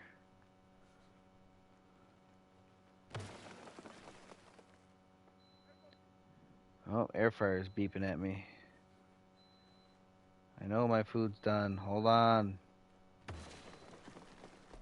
You're keeping it warm while I wait for the game to start. Why am I talking to an inanimate object? I don't know. I might be slightly crazy, but it's fine.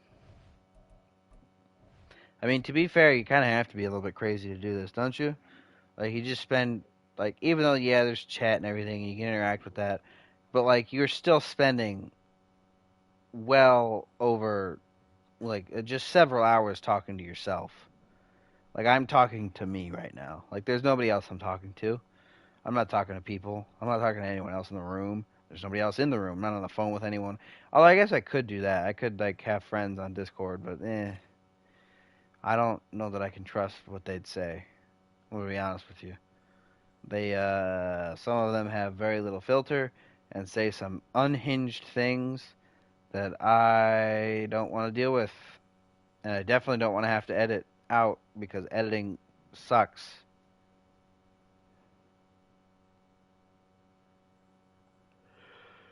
I have the oldest Xbox. I love that video. The "You have Uno." I love that video. That's so funny. Like I'm pretty sure it's fake. Like I'm like 99% sure it's fake, but it's still so funny. Like that is real mad. Even if it's for a fake video, that is real mad. That "You have Uno." That scream. Oh my gosh, that is hilarious.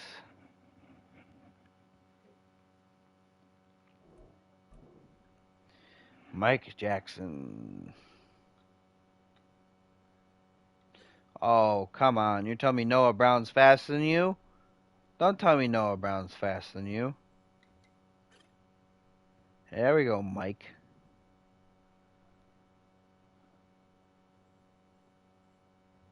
Attaboy, Mike. Way to get up there.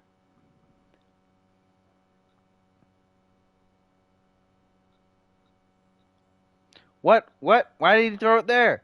They always lead him upfield. What the hell?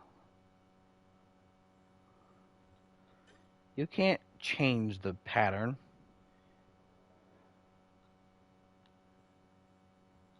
There we go. That time he did not pull away too far. Oh, oh God, he is faster.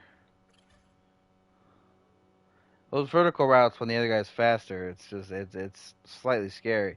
They don't come up too often, but when they do, if you're just significantly slower, they just dust you, and there's nothing you can do about it. Like if you're slower at all, you got to rub up on them so they don't break away. You got to really push them off course. It's 100% horrendous pass interference. But like, what else are you supposed to do?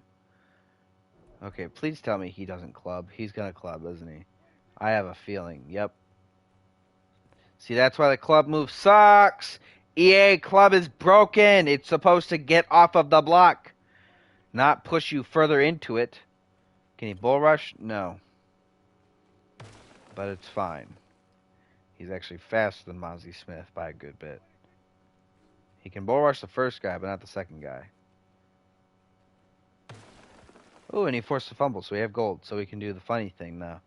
You don't even engage. Oh, he forced a fumble again. Neat. All right, last one coming up here. Who is it? Who is the last one? I don't remember. Oh, it's Odigizua. Odigizua is not even an 80? Huh. Thought he was.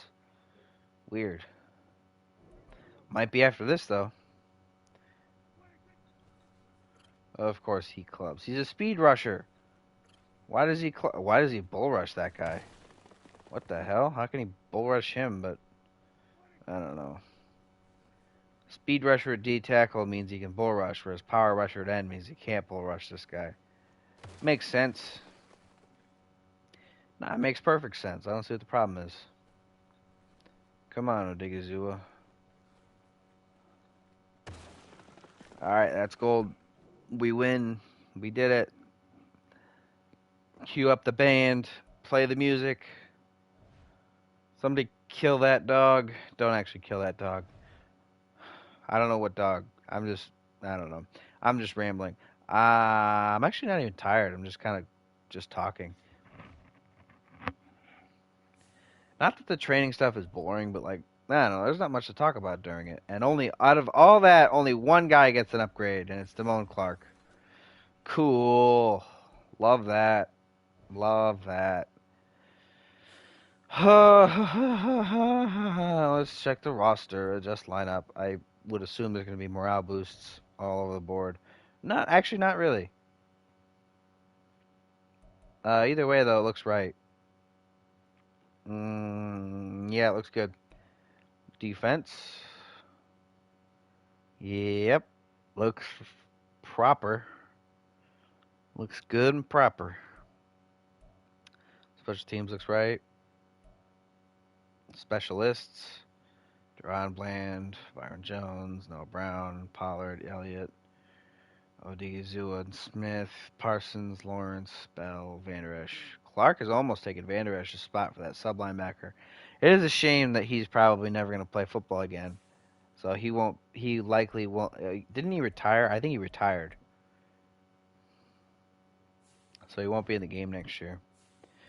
So that means that he's definitely not going to be on the team next year, which means there's a chance that they'll make sense of the 3-4 because they'll no longer have insane linebacker depth. It'll be Damone Clark and Marquise Bell. I guess it just depends on how Overshown grows because they thought he could be pretty good, but then he got hurt last year. So it really just depends on how that works out. I'm going to go get my food. I will be right back.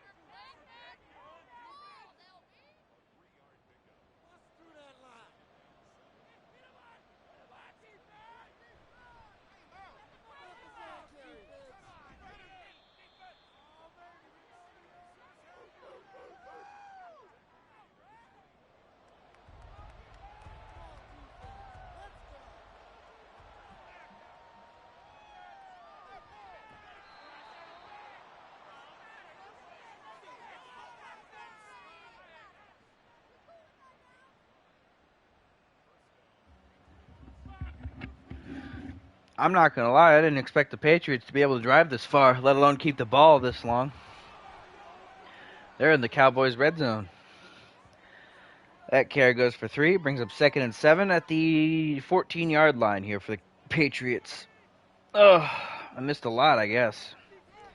Missed a real nice drive. As that carry by Strong goes all the way to the end zone. Holy crap, he just walks right in. The Red Sea parted and he went through.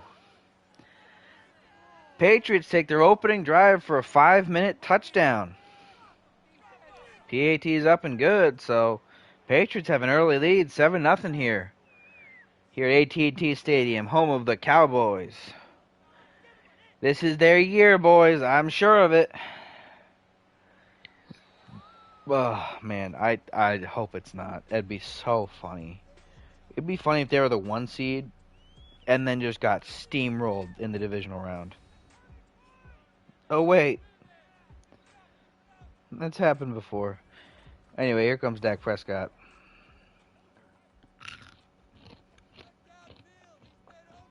First and 10 Cowboys to their own 25 after a touchback. Prescott hands it off. Pollard, left side. Cuts it back to the right. He picks up 1 yard on the game, on the play.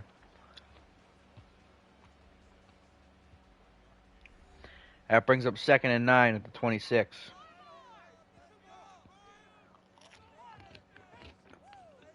Prescott to throw. Fires it on over the middle. That's caught. Gallup, first down. All the way up to the 44-yard line. First and 10 Patriots. Or not Patriots. First and 10 Cowboys. Prescott to throw. Fires it. That's incomplete. Knocked away there. Makes it 2nd and 10. Kyle Duggar on the play.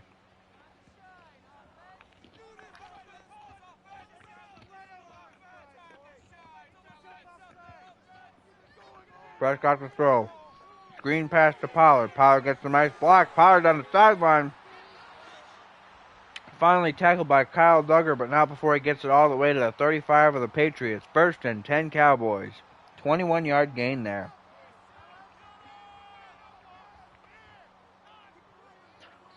Prescott to throw on first down. Fires down the sideline. That's caught. CeeDee Lamb.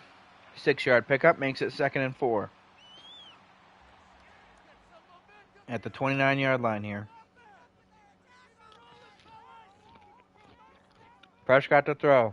Fires it downfield. That's caught. Lamb. First down Cowboys. In the red zone already.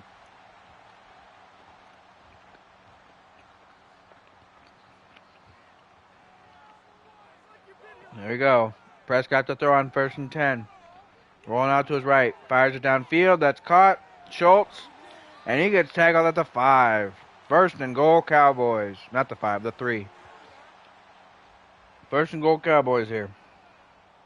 Trying to punch it in. Trying to match that Patriots first drive touchdown. Elliott on the carry. And he loses a yard there as he's pushed back to the 4-yard line. It's going to be 2nd and goal.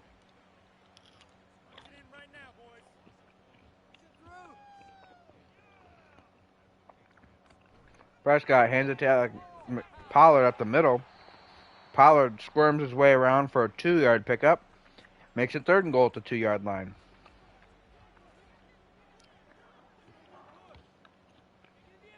The strength of this Patriots defense is the secondary, so Prescott carries, and he gets tackled in the backfield. I figured they were going to throw it. They don't. They go for the read option, and Prescott can't make the right decision. Both decisions were really wrong, so it doesn't really matter. That's going to make it 4th and goal. Cowboys going to have to settle for 3 here.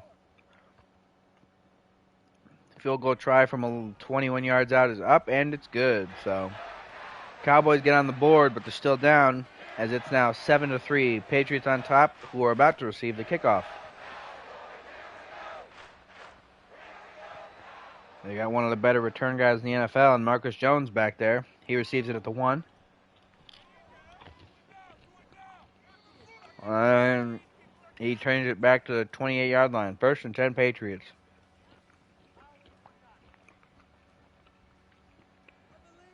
Out comes Brissett.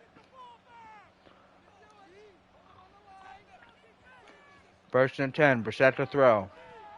Under pressure. He's hit as he throws it incomplete. Micah Parsons gets in his face. That makes it 2nd and 10. Still at the 28-yard line. Brissett to throw on 2nd down. Or screen pass. Incomplete.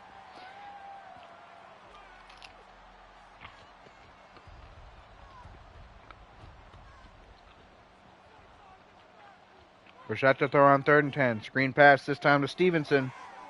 He gets the edge. First down. Gets knocked out of bounds at the 46-yard line. First and 10 Patriots. Pretty good game there.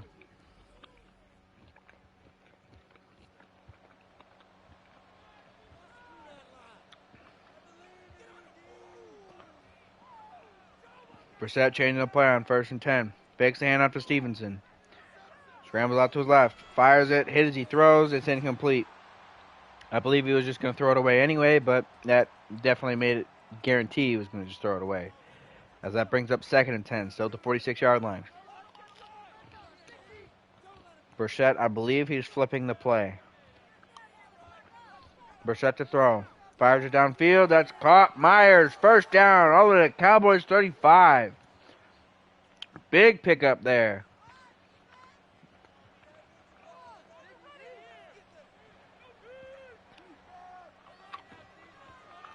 Brissett sends Myers in motion.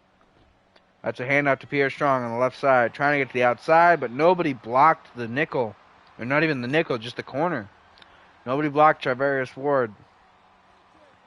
He had a free lane up to cause a 3-yard loss there. Bring up 2nd and 13. Push back to the 38. Brissett to throw on 2nd down. Fires it downfield. That's incomplete. That Douglas can't hang on. He had it for a touchdown, too. That brings up 3rd and 13 at the 38-yard line. Brissett to throw. Fires it downfield. It's caught on the sideline. First down, Jacoby Myers. The best receiver on the team shows up once more. That's going to make it 1st and 10 for the Patriots at the Cowboys' 24-yard line. Brissett to throw. Screen pass. Gets it out to Cole Strange, and he gets 1 yard. I'm no expert, but I would not be drawing up pass plays to Cole Strange. I just wouldn't. Either way, 2nd and 9. Brissett to throw. From the Cowboys 24. Brissett takes off, and his scramble was all the way down to 16 into the red zone. And that's going to bring up 3rd and 2 here for the Patriots.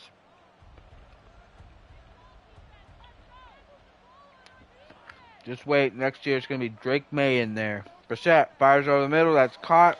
First down. Braxton Berrios on the snag. Gets it up to the 13-yard line. I don't know if Drake May will be a higher overall than Brissett by the end of the season. There's a chance Brissett's the starter. But Drake May will definitely be getting all of the focus training reps to get ready and steal the job. So after 1 quarter, Patriots on top 7-3 with the football. 1st and 10 at the Cowboys 13. Yes. So, prime to score again. Kind of a quick first quarter there. Brissett fakes the handoff. Rolling out to his left, and he's sacked.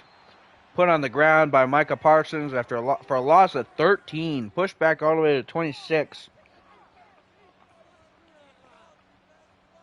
Does that count as a failed red zone trip? I don't know. Brissett fires over the middle. That time it's incomplete. That brings up 3rd and 23. Still to 26. You know who they like to go to when they need a big play. Brissett to throw. Scrambling up the middle. Just keep it. Just take off. He throws it away. And makes it 4th and 23. Still to 26. So they're going to try for a field goal here. 43-yard field goal attempt is up, and it's good. So Patriots extend the lead to a full score here, as it's now 10-3 as they get set to kick off.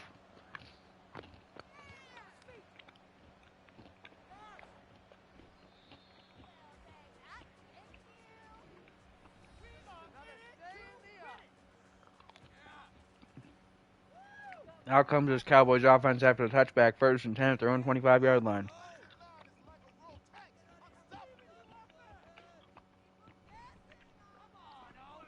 Dak to throw on 1st down. Fires it downfield. It's caught. CeeDee Lamb hangs on to the hit. That's going to be 1st and 10 Cowboys all the way up to the 48 already. Just shy of midfield here. Prescott to throw. Fires over the middle. That's caught. Noah Brown, 1st down. That's going to make it 1st and 10 to 38 in Patriot territory here. It's taking them 2 plays to get across the field. Prescott hands it off. That's Elliott, who looks really slow on that carry. Loses a yard on the play. Brings up 2nd and 11, backed up to the 38.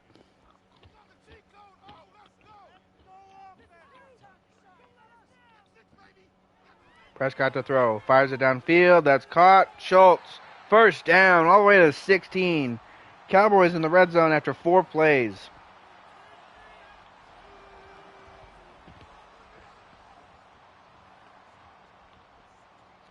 They're moving the ball in a hurry. Prescott to throw. Fires over the middle. That's caught. Brown. And he gets it all the way up to the 3-yard line. 13-yard gain there. Makes it 1st and goal, Cowboys.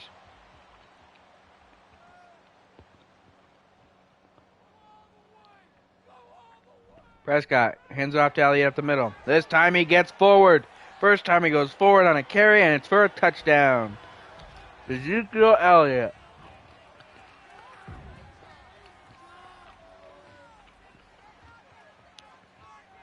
Just kind of keeps churning those legs till he gets in. PAT is up, and it's good. So we're all knotted up here, 10 apiece here in the second quarter.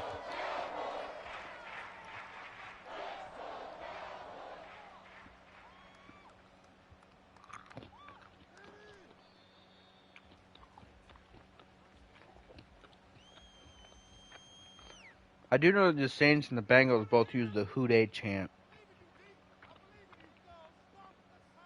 I do think it's weird that the Bengals adopted it only because Burrow out of LSU started doing it.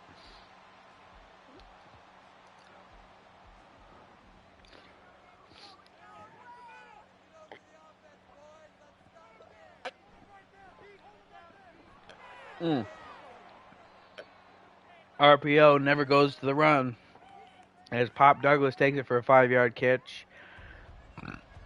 It's 3rd and 5 at the 30. Brissett to throw on 3rd down. Fires it downfield. That's caught. Berrios 1st down near the sideline. 1st and 10 up to the Patriots 48-yard line. I don't want to see the replay.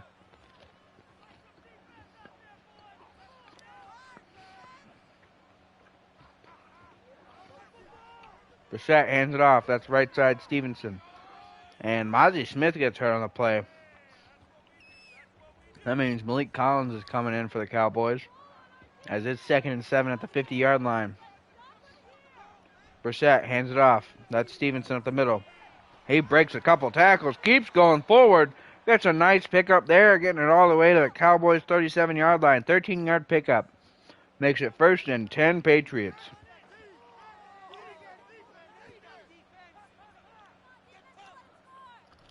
Brissett tosses it out to Stevenson. And that time he's tackled way in the backfield. It's going to be a loss of 4 on the play. Brings up 2nd and 14, backed up to the 41.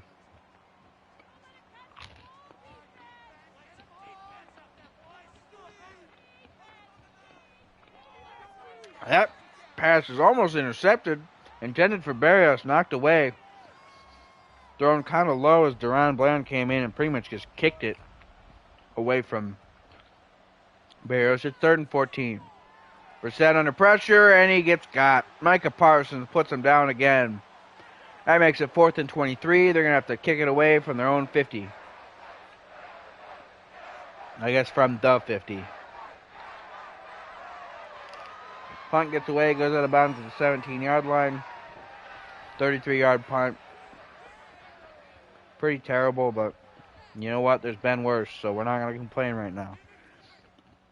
It's 1st and 10 Cowboys at their own 17-yard line. Pollard on the 1st down carry.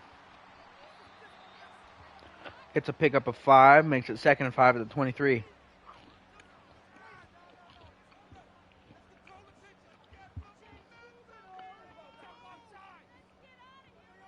Here we go. Prescott fires it. Almost intercepted. As it stands, it's going to fall incomplete. Makes it 3rd and 5 at the 23. Tried to force it in there under coverage. Didn't work. Prescott fires it. That's an out route. That's caught. Gallup 1st down. Getting it to the 30-yard line.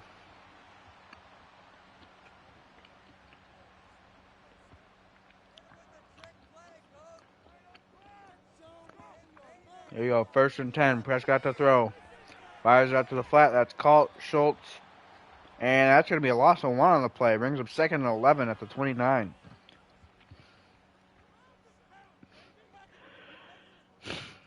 Oh, gosh. I got to blow my nose. Nice grab there by Noah Brown. I will be right back. I got to blow my nose.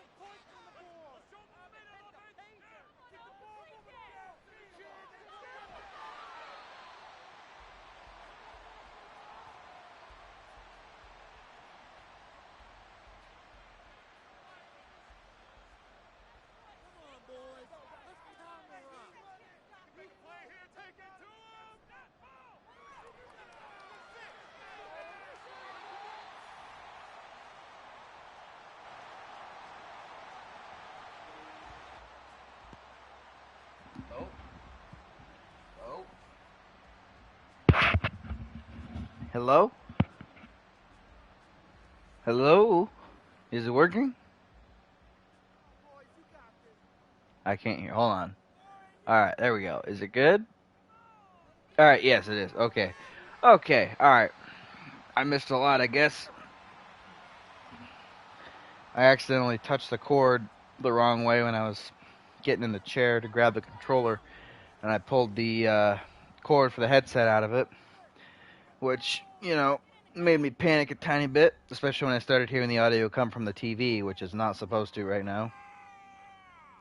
But Cowboys have it 2nd and 4 at the Patriots 7-yard line here at the 2-minute warning, and that's going to make it 1st and goal at the 1. No reason to use timeouts or hurry up here. If they don't punch it in, then they're not going to take up 2 minutes anyway. They literally can't. As Prescott sacked on 1st and goal, pushed back to the 10-yard line, brings up 2nd and goal.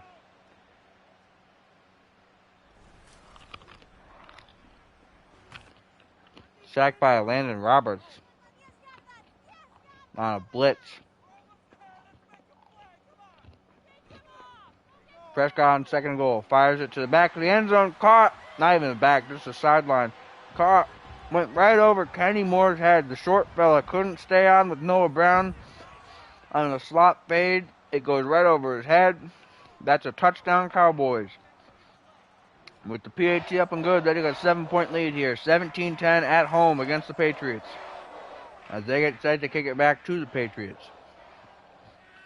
Kickoff gets away. Field it at the goal line. Ooh, almost a crease there for Jones, but he couldn't quite get to the outside. Patriots are going to have it 1st and 10, their own 25-yard line. 53 seconds left to go in the half. They do have all 3 timeouts, down by 7. The Cowboys receive the second half kickoff. Brissett to throw on 1st down, under pressure, and he gets got. Micah Parsons gets him for an 8-yard loss, pushes him back to the 16, makes it 2nd and 18. 49 seconds to the snap. He's under pressure again. He gets sacked again. Pushed back to the 5-yard line. It's 3rd and 30.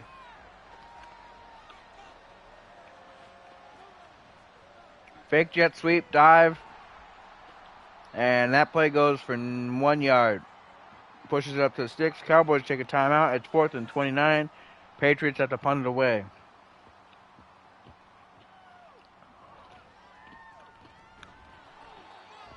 So Cowboys are going to start this drive 1st and 10 at the Patriots 41-yard line after a nice return and poor punt.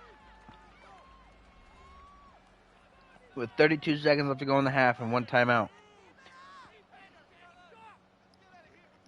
Prescott fakes the hand up to Pollard. Fires it downfield. That's incomplete. Noah Brown can't hang on. 2nd and 10. Almost a huge play there, but a great save by Mapu.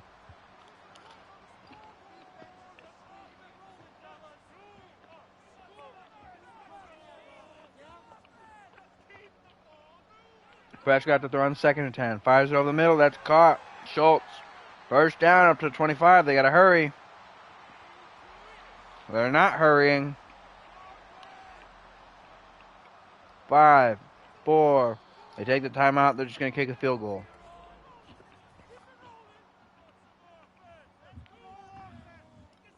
If they're going to do that, though, they should have waited till there were like 2 seconds left so they didn't have to kick off.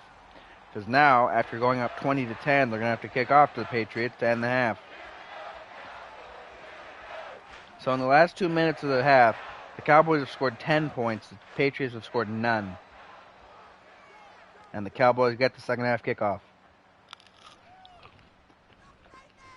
As that return goes for the 20. And that's going to be the end of the first half. So after 1, Cowboys on top 20-10. As they receive the second half kickoff, as is the home field advantage. That kickoff only goes to the 8-yard line. But it only gets returned to the 22, so I suppose it balances itself out. Out comes this Cowboys offense. 1st and 10, their own 22-yard line. Up by 10 already. Prescott to throw. Swings it out to Pollard. And Pollard, that counts as a run, loses a yard on the play. That's going to bring up 2nd and 11 at the 22-yard line. My legs are so sore right now. Prescott throws that to Schultz. That's going to be about an 11-yard gain, but it's not going to be enough for a first. Makes it 3rd and inches at the 32 here.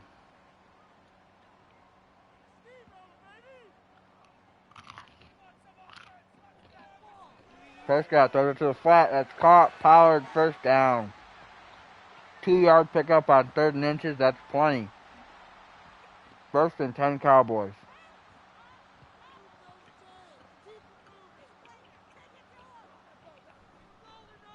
Prescott hands it off to Pollard up the middle. He gains about 5 yards on that carry. Makes it 2nd and 5. Up to the 39-yard line here.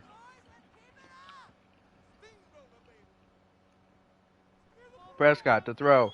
Fires it. That's incomplete on the slant to Gallup. That's going to bring up 3rd and 5 at the 39.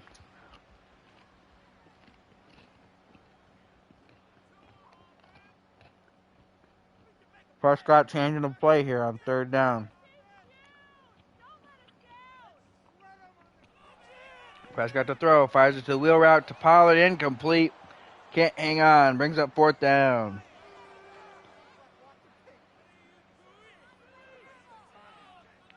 And Cowboys going to punt it away from their own 39-yard line. Punt does get away. And it's going to be fielded and fair caught at about the 13-yard line. So Patriots have it 1st and 10 deep in their own territory. Out comes Brissett. Looking to cut this lead to 1 score. Brissett hands it off to Stevenson on the right side. Stevenson with a nice gap there. As he carries it for a 6-yard pickup, makes it 2nd and 4. Patriots at the 20-yard line here. Brissett hands it off. This time it's strong, and he's got nowhere to go. Hitting the backfield immediately. That's going to be at 3rd and 5 after a loss of 2?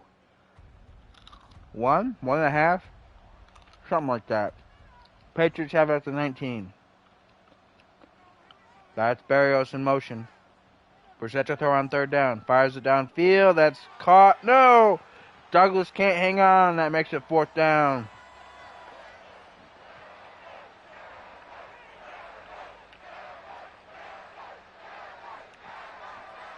Patriots going to have to punt it away from their own 19-yard line.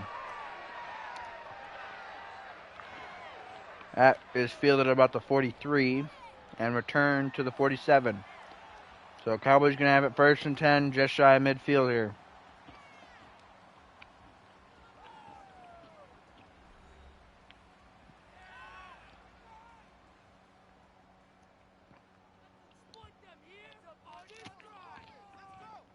Prescott hands out to Pollard up the middle. Pollard picks up 3 yards there, makes it 2nd and 7 at the 50.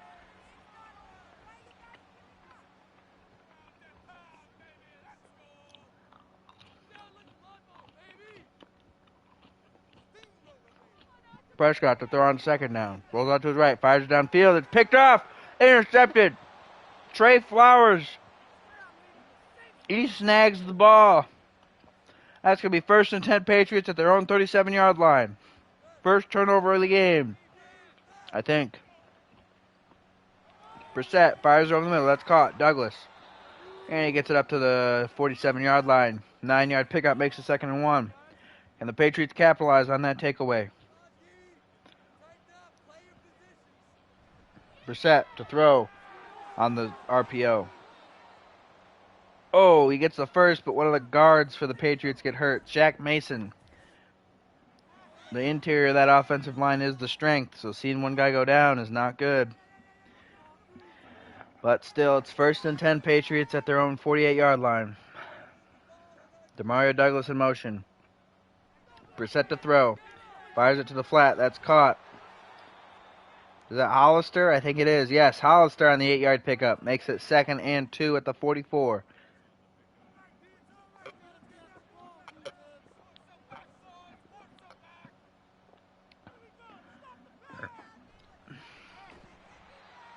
I was like honestly tempted to just combine Jacob and Cody Hollister into one person. Like take Cody, right, and take Jacob, and just combine all of their stats. Whichever one has the higher thing in each stat, just give them that one, and then have that guy be what the Hollister twins are, or brothers. I don't know if they're twins or not. But like that would be funny, and honestly, I might do that next year if they're both still in the game and they both make the team, or one of them makes the team, but the other one doesn't. I don't know. Maybe we'll see. Either way, Brissett's throw there to Douglas is caught up to the 22-yard line. Patriots moving. They definitely intend on capitalizing on that takeaway. Let's see if they can finish.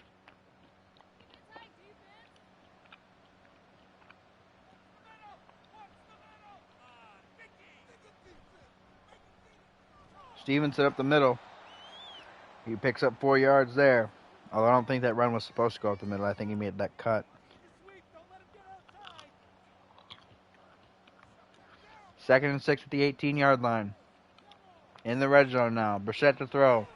Fires it downfield. It's caught. What a snag by Pierre Strong. Not a third down back. My ass. Did you see that catch? Holy moly. It's first and goal Patriots at the 5.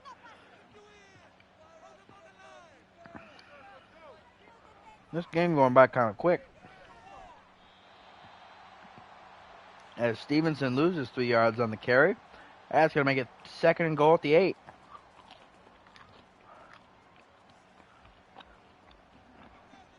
Definitely not quick enough to where we'll be able to get a fourth game in. But, you know, still pretty quick. Brissett to throw on second and goal. Fires to the back of the end zone. Incomplete. Oh, Myers almost had it, but he takes a big shot and can't hang on. It's going to be third and goal at the 8-yard line.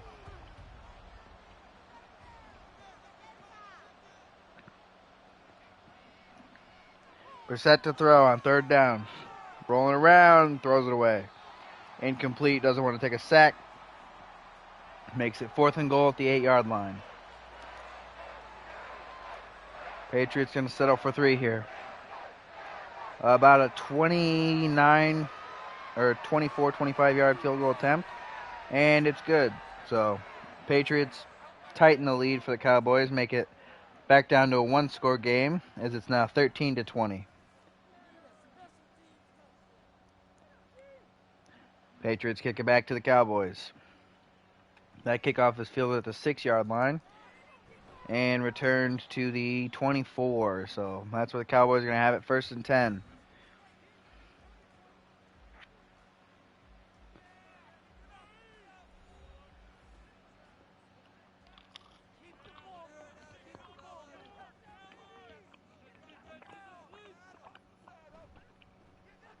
Now that's a first down carry by Pollard. He works his way down to the 34-yard line. 10-yard gain, but it brings up second and inches. Not enough for the first. Although that ball is definitely beyond the line to gain right now. Prescott to throw on second down. Fires it down across the side. Across to the side. That's caught on the crossing route by Dalton Schultz all the way up to the 49-yard line. First and 10 Cowboys.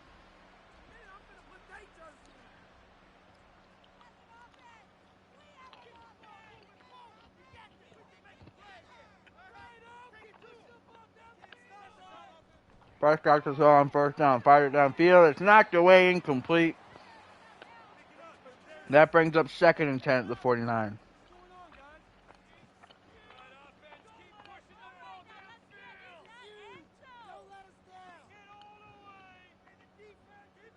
Prescott to throw on second down. Fires it downfield. That's caught. CeeDee Lamb. He gets it all the way to the Patriots' 28-yard line. First and 10 Cowboys.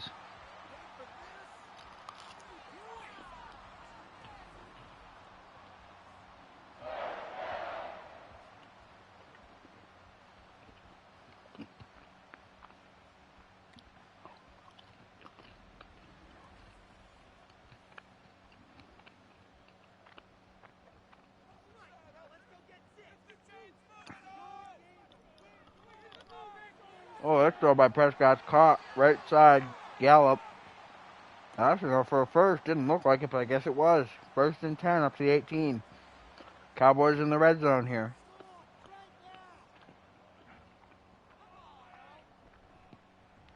Prescott hands it off to Pollard up the middle. He loses a yard on the carry. Makes it 2nd and 11 at the 19.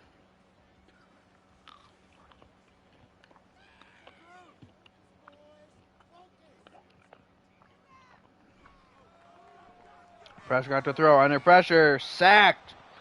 Hit from the side and from the front. Big play there by the Patriots defense.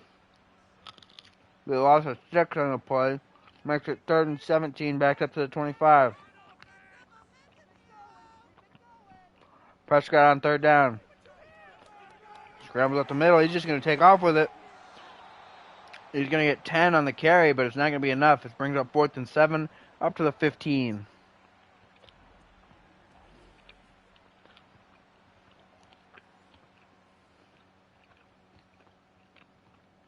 Cowboys going to attempt a field goal.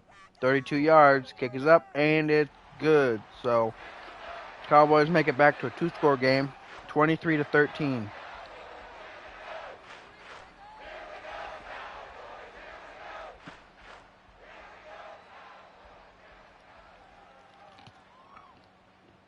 That kickoff back to the Patriots is fielded at the 2 and return to the 21-yard line. So, 1st and 10 Patriots.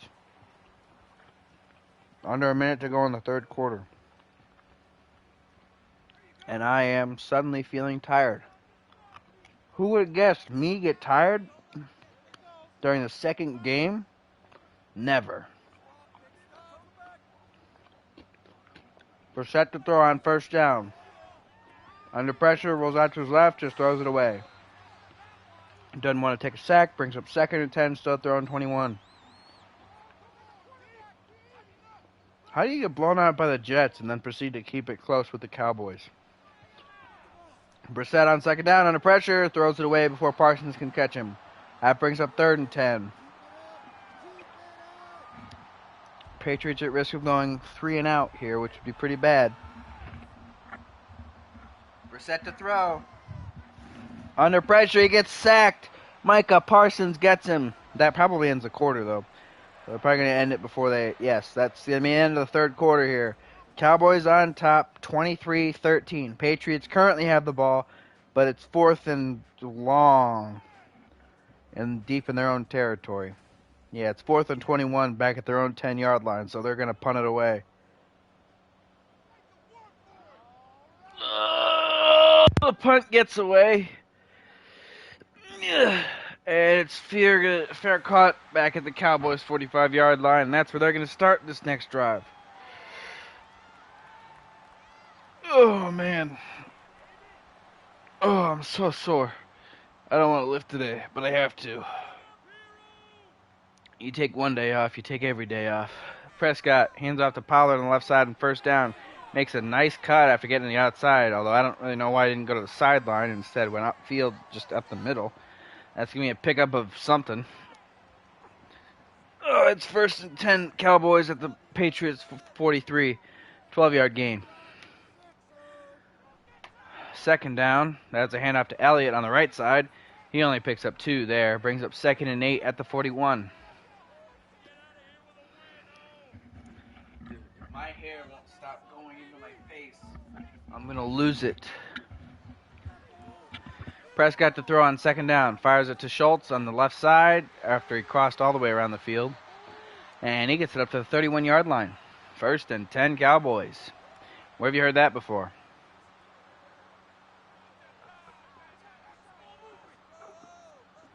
Here we go. Prescott hands it off. Pollard, left side.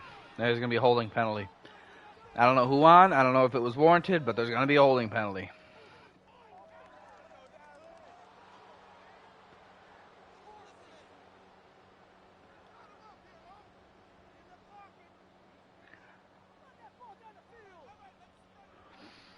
Dak Prescott on 1st and 18 now, throwing. Catches it to Dalton Schultz on the corner route. Gets it all the way down to the 8-yard line. Big play there. 1st and goal Cowboys at the Patriots 8. They're in the red zone. chunk play after chunk play for this Cowboys offense. Prescott hands it off up the middle to Pollard. Tries to cut it back to the right side. Not incomplete. Just a no gain on the play. Or very minimal gain. Second goal at the 7. Maybe 1 yard. Prescott to throw on second goal. Scrambling. Takes off. Right side. Touchdown. Nobody could catch him. Nobody was near him. That's going to put the Cowboys up by even more points. Oh, let's see. With the PAT, it'll be a 17-point game, but let's make sure it goes through first. It's up, and it's good. So Cowboys lead 30-13 here as they're getting set to kick it back off to the Patriots.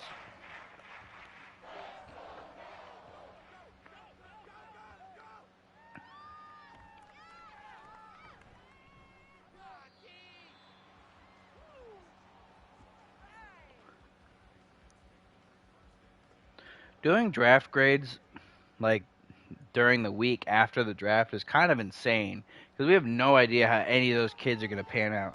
Sure, you hope they all pan out exactly as you expect, but, like, you have no idea what 6th, 5th, 7th, 4th rounders are going to turn out to be starting caliber players. You have no idea what 1st, 2nd, 3rd rounders are going to end up not being very good. You have no clue until we actually get to the games.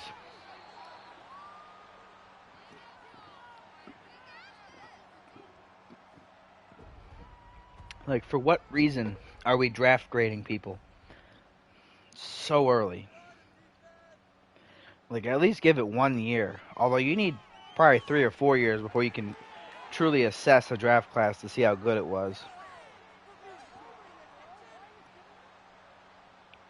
Because you still got guys that don't emerge till year 4. You know, after year 4, usually most of them that will emerge have. But, like, I don't know, sometimes you still do get late bloomers as well. I can't think of any off the top of my head particularly, but anyone watching this knows that is the case. Speaking of watching this, if you're watching it on YouTube, you know what you should do? You should like, you should comment, and you should subscribe. That'd be pretty cool. That'd be really cool, actually. I'd appreciate that a lot. But anyway, it's 3rd and 17 after Brissett got sacked. And that pass is incomplete. That brings up 4th and 17 at their own 26, which is where they're going to have to punt it away from. Never mind, they're going to go for it. Down by 17. They think they need it this bad. Huge risk of backfiring because it's 4th and 17 at their own 26. Brissett to throw. Fires it downfield. It's picked off. Intercepted. Honestly, you know what? That's better. That's a better result than if they had not just flat out not gotten it. Because now the Cowboys have it way back there. When if Awuzie could have just knocked it down, they would have had it at the 20-something. So 1st and 10 Cowboys at the 40 after the interception. Pollard on the first down carry goes up for 4. Makes it 2nd and 6 here. Cowboys not really chewing clock, which is kind of annoying. Prescott hands off to Pollard up the middle. He gets to that left side for about a pickup of 2. Makes it 3rd and 4 at the 34.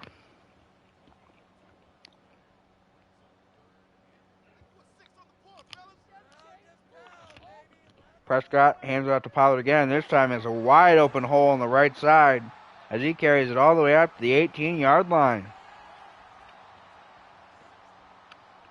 16 yards on the carry, I believe. Makes it 1st and 10 Cowboys. Prescott to throw on 1st down. Fires over the middle. That's caught. Pollard on the angle route.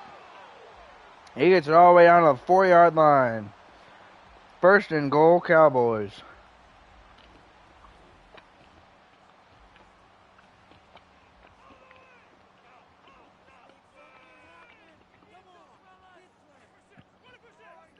Prescott hands off to Pollard up the middle. He forces his way down to the 2. Makes it 2nd and goal here.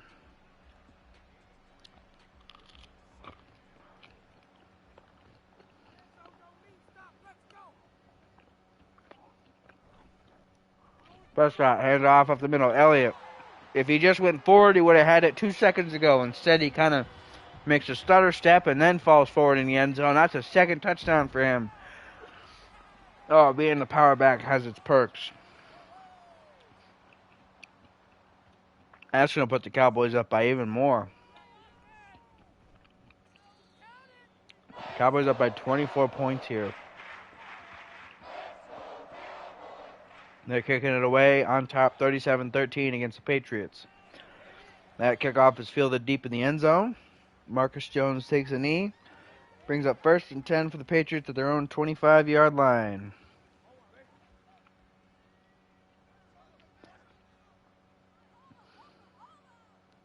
Brissett to throw on 1st down. Fires out to the flat. That's caught. And that's going to go for about a 10-yard pickup. Braxton Berrios gets enough for a first. Okay, about the new kickoff rule. I was thinking about it, right? And I don't remember if I said this yesterday or not. Or if I did, I apologize for, repeating myself. But I think that, the way it's set up, I don't think teams are going to just have their whole coverage team just immediately go after the blockers. I think they're going to have some peel back and some go. Half of them go, half of them peel back, or 6 go, 4 peel back, something like that. Because I don't think they want to leave it to chance that all the returner needs to do is find the weak point, and there's only one guy he's got to beat, and it's the kicker. I think they're going to try to stagger it in the way that they do it. And that's the thing. They can change up who does it every time. Because everyone's lined up in the same spot, directly across from the guy that they're against, they can just stagger it. Or they can randomize who they're sending back, who they're having drop, who they're sending, as they get ready to kick off.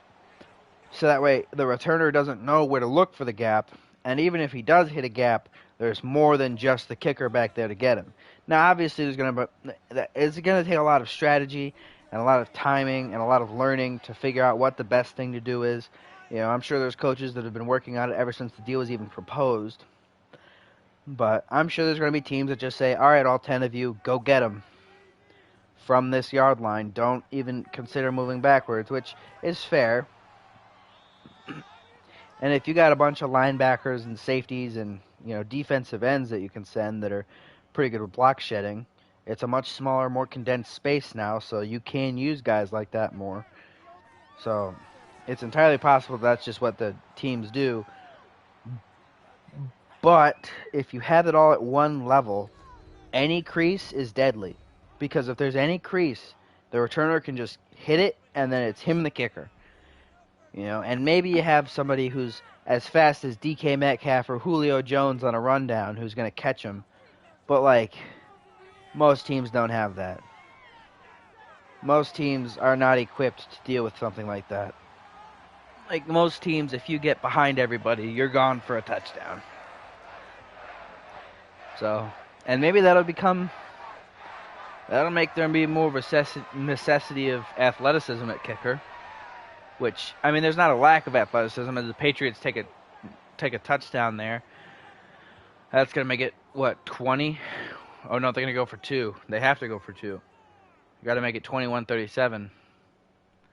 As they hand it off up the middle. Strong. He gets the 2 point. So 2 points good. It's not 21-37 here. Patriots down 16 with 1:53 to go. They're not going to onside? Oh, they are onsiding. Never mind. Onside kick is awful. That's illegal touching. That's illegal touching out the wazoo. What an atrocious attempt at an onside. Yeah, illegal touching. So Cowboys get it. That probably does it for the game. Obviously, the Patriots do have their timeouts, and if they take them, Cowboys need to get a first. But if they don't, then that's game. They do take the first one, so 2nd and 7. Can the Cowboys get the first down they need? Pollard on the left side makes a cut. Gets real close. It's 3rd and inches. Patriots take their second timeout. The game is in the hands of this play right now. And Prescott throws it. Caught Schultz. First down game. Ball game. Patriots take their third timeout, but it's all for naught. as the Cowboys just have to kneel it out here. Nothing the Patriots can do.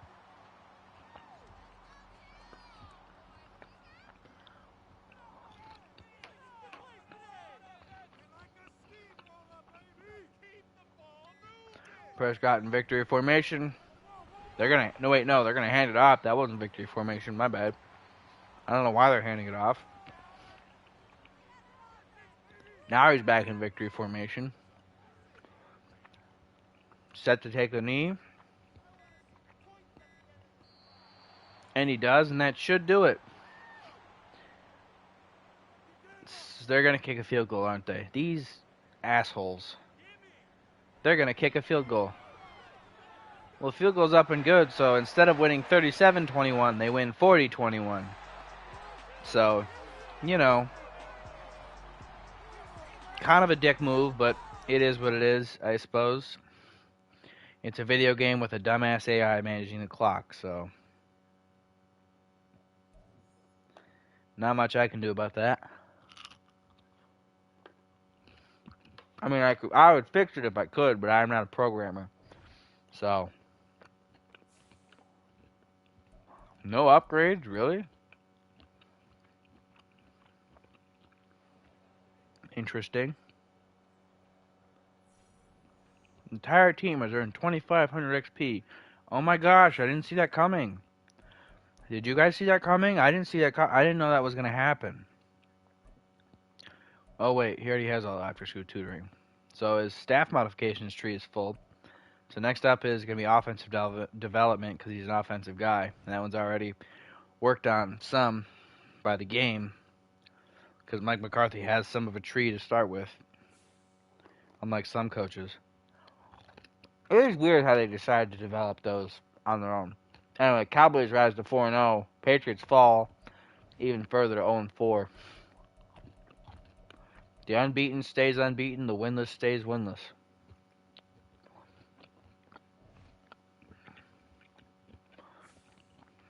So we definitely have time for one more game. We're probably not going to have enough time for two. Obviously, the Patriots didn't win, so neither of these scenarios are going to give us anything good. -5 morale. Wow. We're going 0-17. We're going to be like a 60 overall because of morale by the end of this season. Like, there's no way.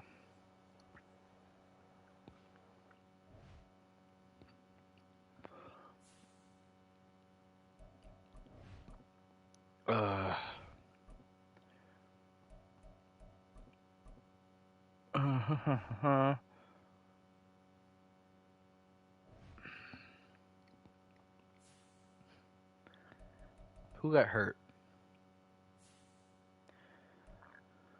Oh, Shaq Mason's out for 5 weeks. Cool. Cool. Love that. Love that. Let's check the box score. Here we go. Dak Prescott, 28 of 35, 80% completion percentage, 362 yards, 1 touchdown, 1 pick. Meh day as far as touchdown interception ratio goes. Pretty efficient day through the air, though. Jacoby Brissett, 24 of 42, 57% completion percentage, 228 yards, no touchdowns, 1 interception. Bad day. Tony Pollard, 17 for 73. Ramondre Stevenson, 14 carries for 65 yards and a touchdown. Pierre Strong, 5 for 15 and a touchdown. Dak Prescott, 5 for 13 and a touchdown. Jacoby Brissett, 1 for 8. Ezekiel Elliott, 6 carries, 6 yards, 2 touchdowns. And Demario Douglas, 2 carries for 4 yards. Dalton Schultz, 9 catches for 122 yards, not 112 yards. CeeDee Lamb, 5 catches for 85 yards. Jacoby Myers, 8 for 78. Tony Pollard, 5 for 66. Demario Douglas, 5 for 61. Noah Brown, 5 for 49 and a touchdown. Braxton Berrios, 5 for 42. Michael Gallup, 4 for 40. Ramondre Stevenson, 1 for 18. Pierre Strong, 2 for 17.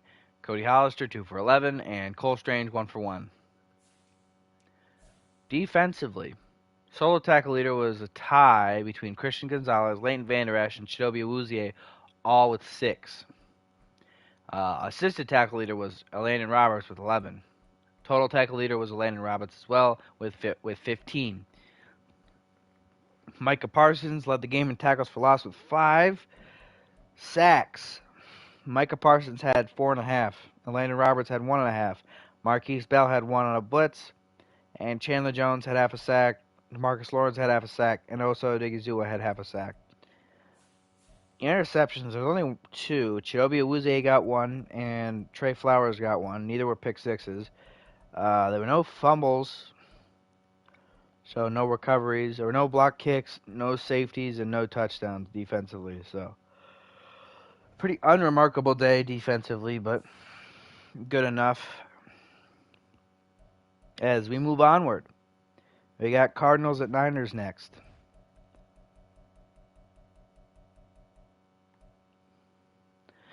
Here you go, Jonathan Gannon. Cardinals are one of the worst teams. Like, they're 0-3 for a reason, and they should be 0-3. Like, they're a bad team. Look at those offensive numbers. They're so bad. We're going to say the team because the whole offense is terrible. The offensive line isn't very good. He doesn't have a good running back, so he can't really run the ball. It literally is just him throwing it, and that's got to be the whole offense. That's a terrible way to do it.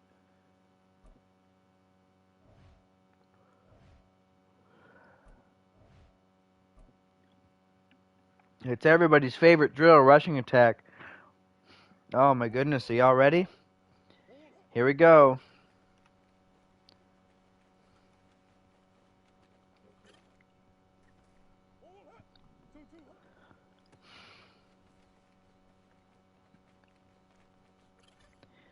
Good. Honestly, anytime Isaiah Simmons gets blocked, we're usually fine. It's if the other guy doesn't get blocked. Or it's if Isaiah Simmons is unblocked. That's when we have a problem. No, Kyler, why are we running backwards? All right, we're fine. Touchdown. Touchdown. We can taunt.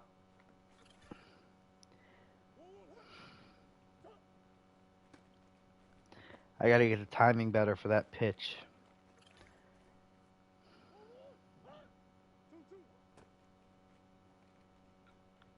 There we go. That's what we want to see.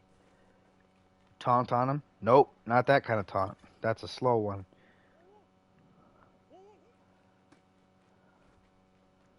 There we go. Block Isaiah Simmons. If Isaiah Simmons gets blocked, he can't catch us. He's not fat. He's super fast, but he's not that fast. Like if he eats a block like that, he is definitely not getting us. We need to score 2 more touchdowns in 6 seconds. Which means we got to score this one before the time runs out. 2, 1. I guess it was, I don't know. I count. Oh boy, oh boy, oh boy. We got it. We're good. No problem. I wasn't worried. Were you worried? I wasn't worried. There's nothing to worry about. I'm going to check Discord. Is anyone online? No one is online. Which is fine. I don't expect anyone to be online, honestly. I don't know why I even looked. Even if anyone was online, it's not like I was going to go online, so it doesn't matter.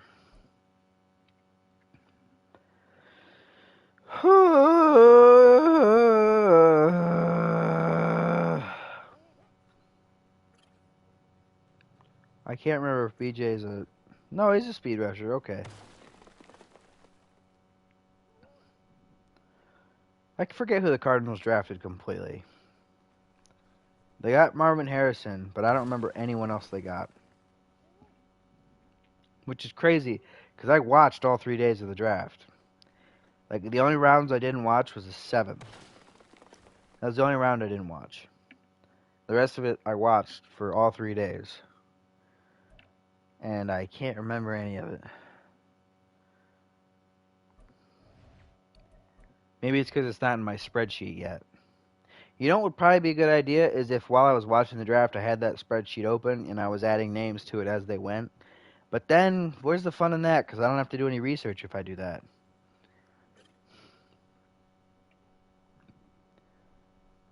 Also, Michael Wilson, you may not be in the starting lineup next year for this team because of in this franchise mode, not in real life. I'm sure he will be in the real life, but in this, if he doesn't up the ante, because Marvin Harrison's going to be it, and I believe Wilson's the third guy.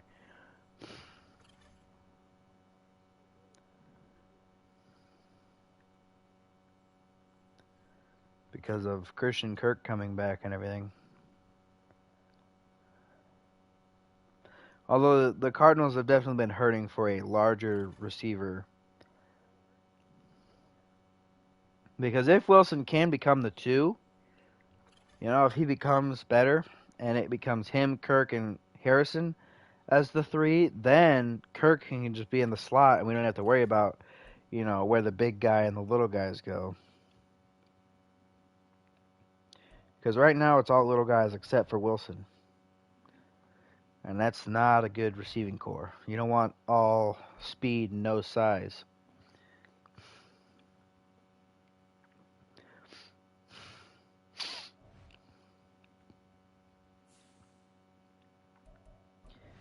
Oh, wait, that doesn't matter. Adjust lineup. Let's see. Is everything correct? Up front, it is. Tight end, receiver, running back. All that's all correct. Defense looks right. Yeah. All right. Special teams looks good. Specialist looks good. Hold on. Looking at it. All right. Yep, we're good. All right. Moving on. 49ers. If the receiver that the 49ers drafted turns out pretty good, there's a chance next season when I do this, Debo's going to running back. Like, it's not a huge chance, but, like, if they... Because they have so many receivers. So, if this next guy that they brought in, if he turns out pretty good, there's a chance Debo goes to running back because I cannot stand this mismatched, awful backfield that they have right now in this. Because they have no business being this inconsistently not good across the board at running back. Can I give it to somebody other than Aaron Banks, please? I really don't like wasting this.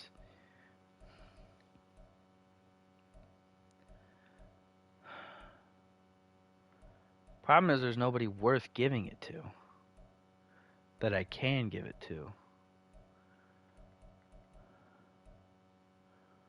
Like, do I give it to Hasty? Do I give it to Sermon? Do I give it to a fullback? Are we going to focus train a fullback? I guess we give it to Hasty. And then next up is Sermon. I mean, there's not much else.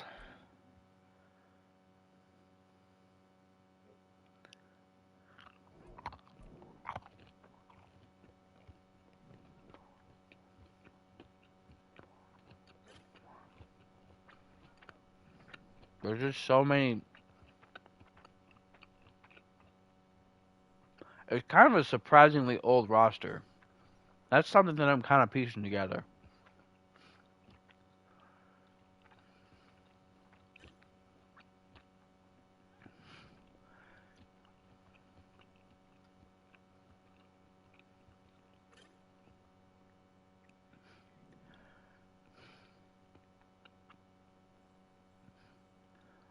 Oh, come on. Can I even win? I think I can. I need 3 straight picks. Well, that's not going to help. Can I still win? I think I might be able to. Now I can't. Okay, thank you, Brock Purdy, for being God and dotting up so Deebo Samuel can get it and I can't.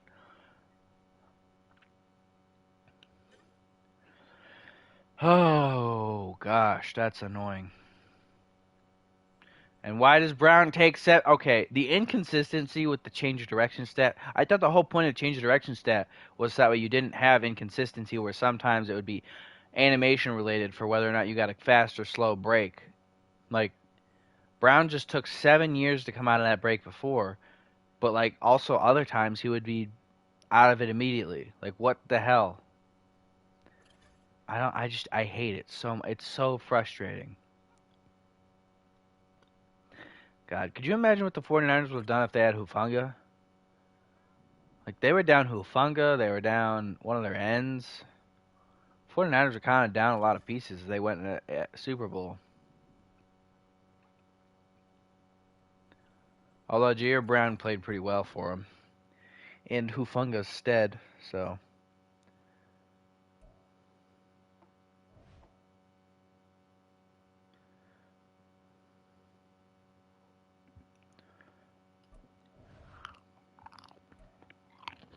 You know what? No. I'm not doing Hasty before I do Sermon, because Hasty's a way back up. Sermon's the starting fullback.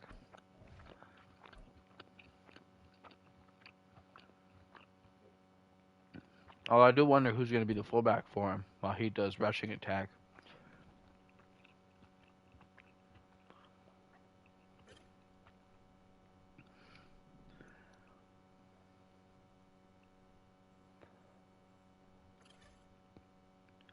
Nice.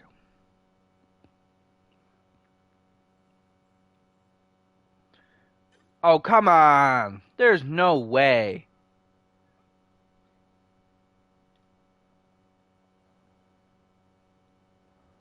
There we go. Come on. Come on. Come on. No. No. No. Okay. Alright. That's fine. We'll take it.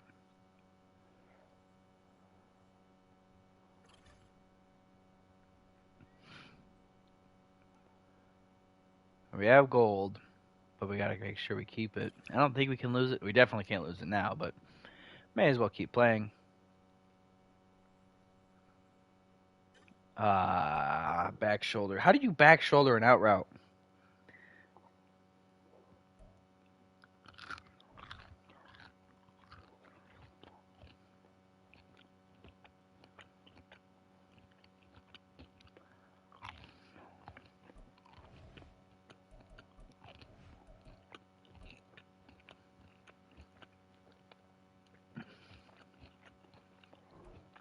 Ugh.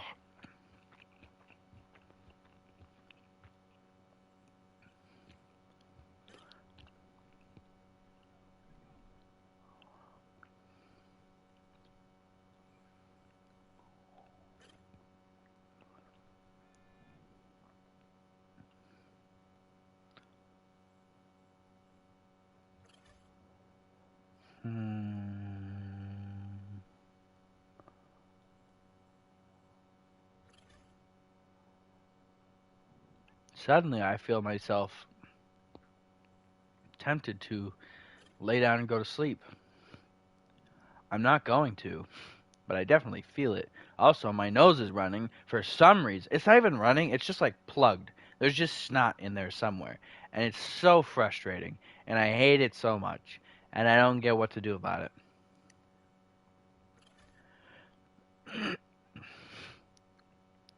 And it only ever happens while I'm doing this. And it's dumb.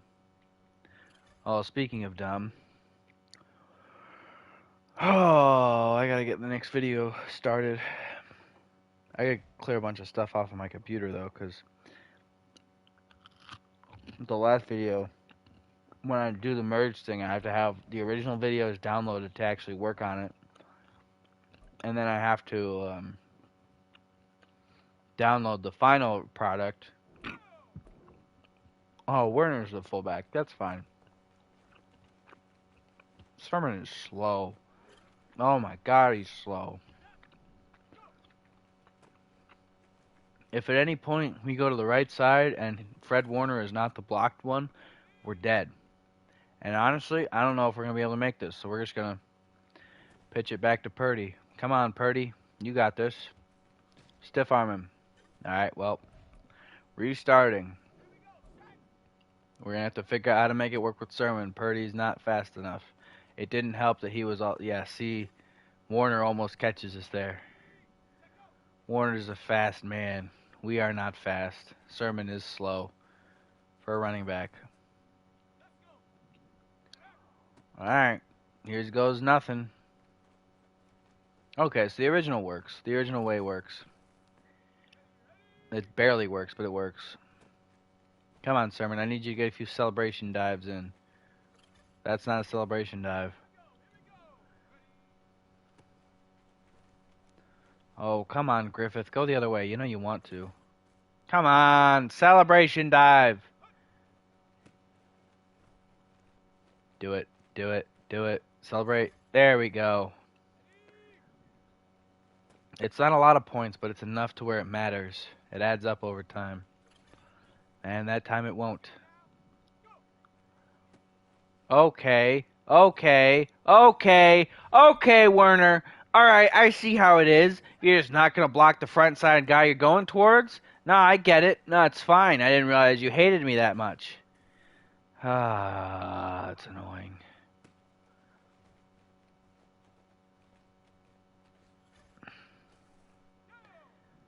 That, I hate when it does that. EA, fix your damn game.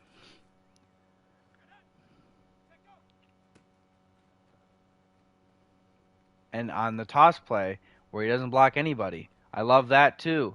And we got to restart because we get tackled.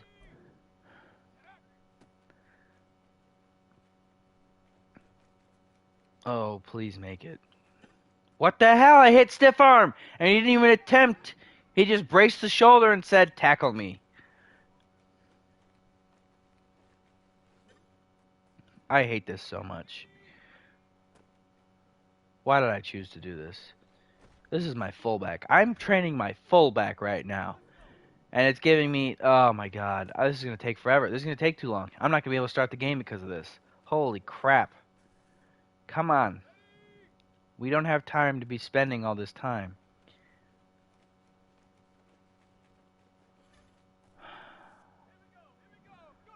This is awful.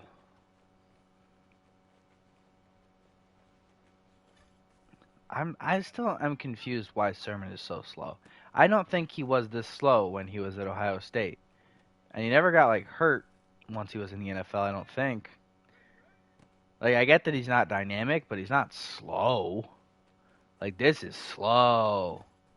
This is the treads of a slow running back.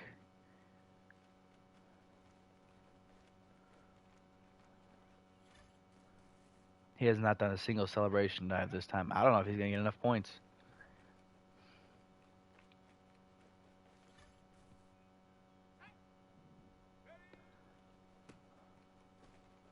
Because just by scoring, it still ends up being incredibly close. We're going to need to score probably 3 more times.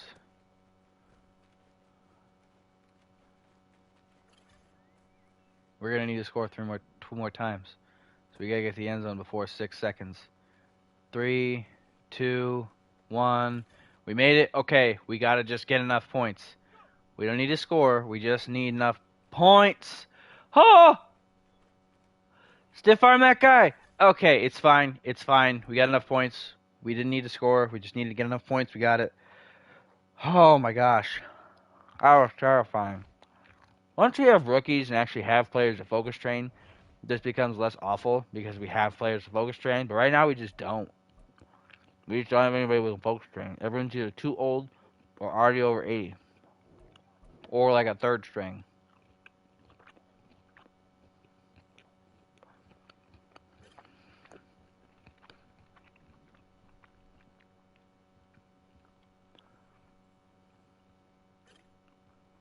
I want to get a fullback to X Factor so they can have Vanguard though. That'd be pretty cool.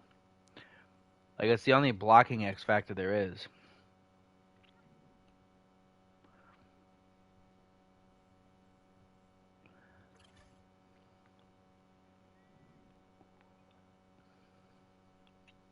Obviously, linemen.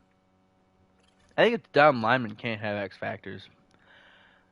You know, like one that, you know, say you get activated by rushing for so many yards and so many plays.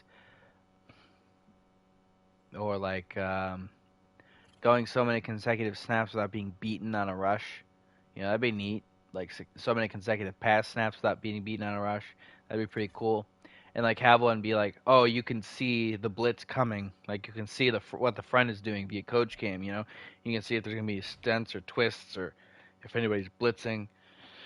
Like you could just see that. Another one would be like you automatically pancake everybody.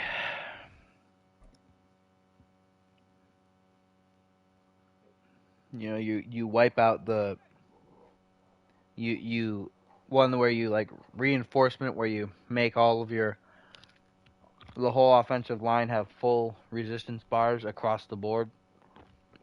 That'd be kind of insane. That one. Oh, come on, Givens. I accidentally got you silver last time because I didn't realize you hadn't gotten gold. What the hell was that?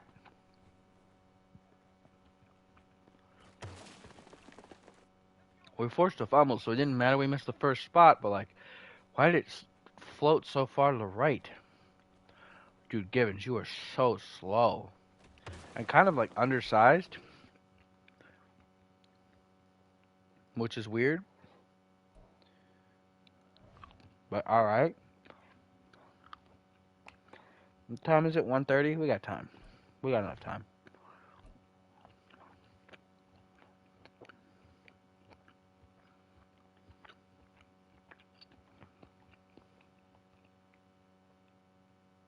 No. Are you kidding me? You know what? Screw it. That's going to be it for today. I'm not dealing with this. If the game wants to freeze on me, it's going to freeze on me. So, here's what we're going to do. I'm going to come back tonight, and if I can, I will get all 3 games in. If I'm too tired, I'll only get 2, 1, whatever I'm feeling. This game's already prepped and ready to go for the most part. I just got to go through, see if there's any upgrades for the Niners, anything like that, deal with that, get it going.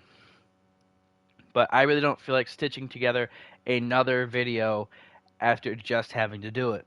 So that's going to be it for now. That's just going to be it for now. Game soft locked. EA, fix your damn game. I don't know why it does this. I really hate that it does this. There's nothing I can do about it.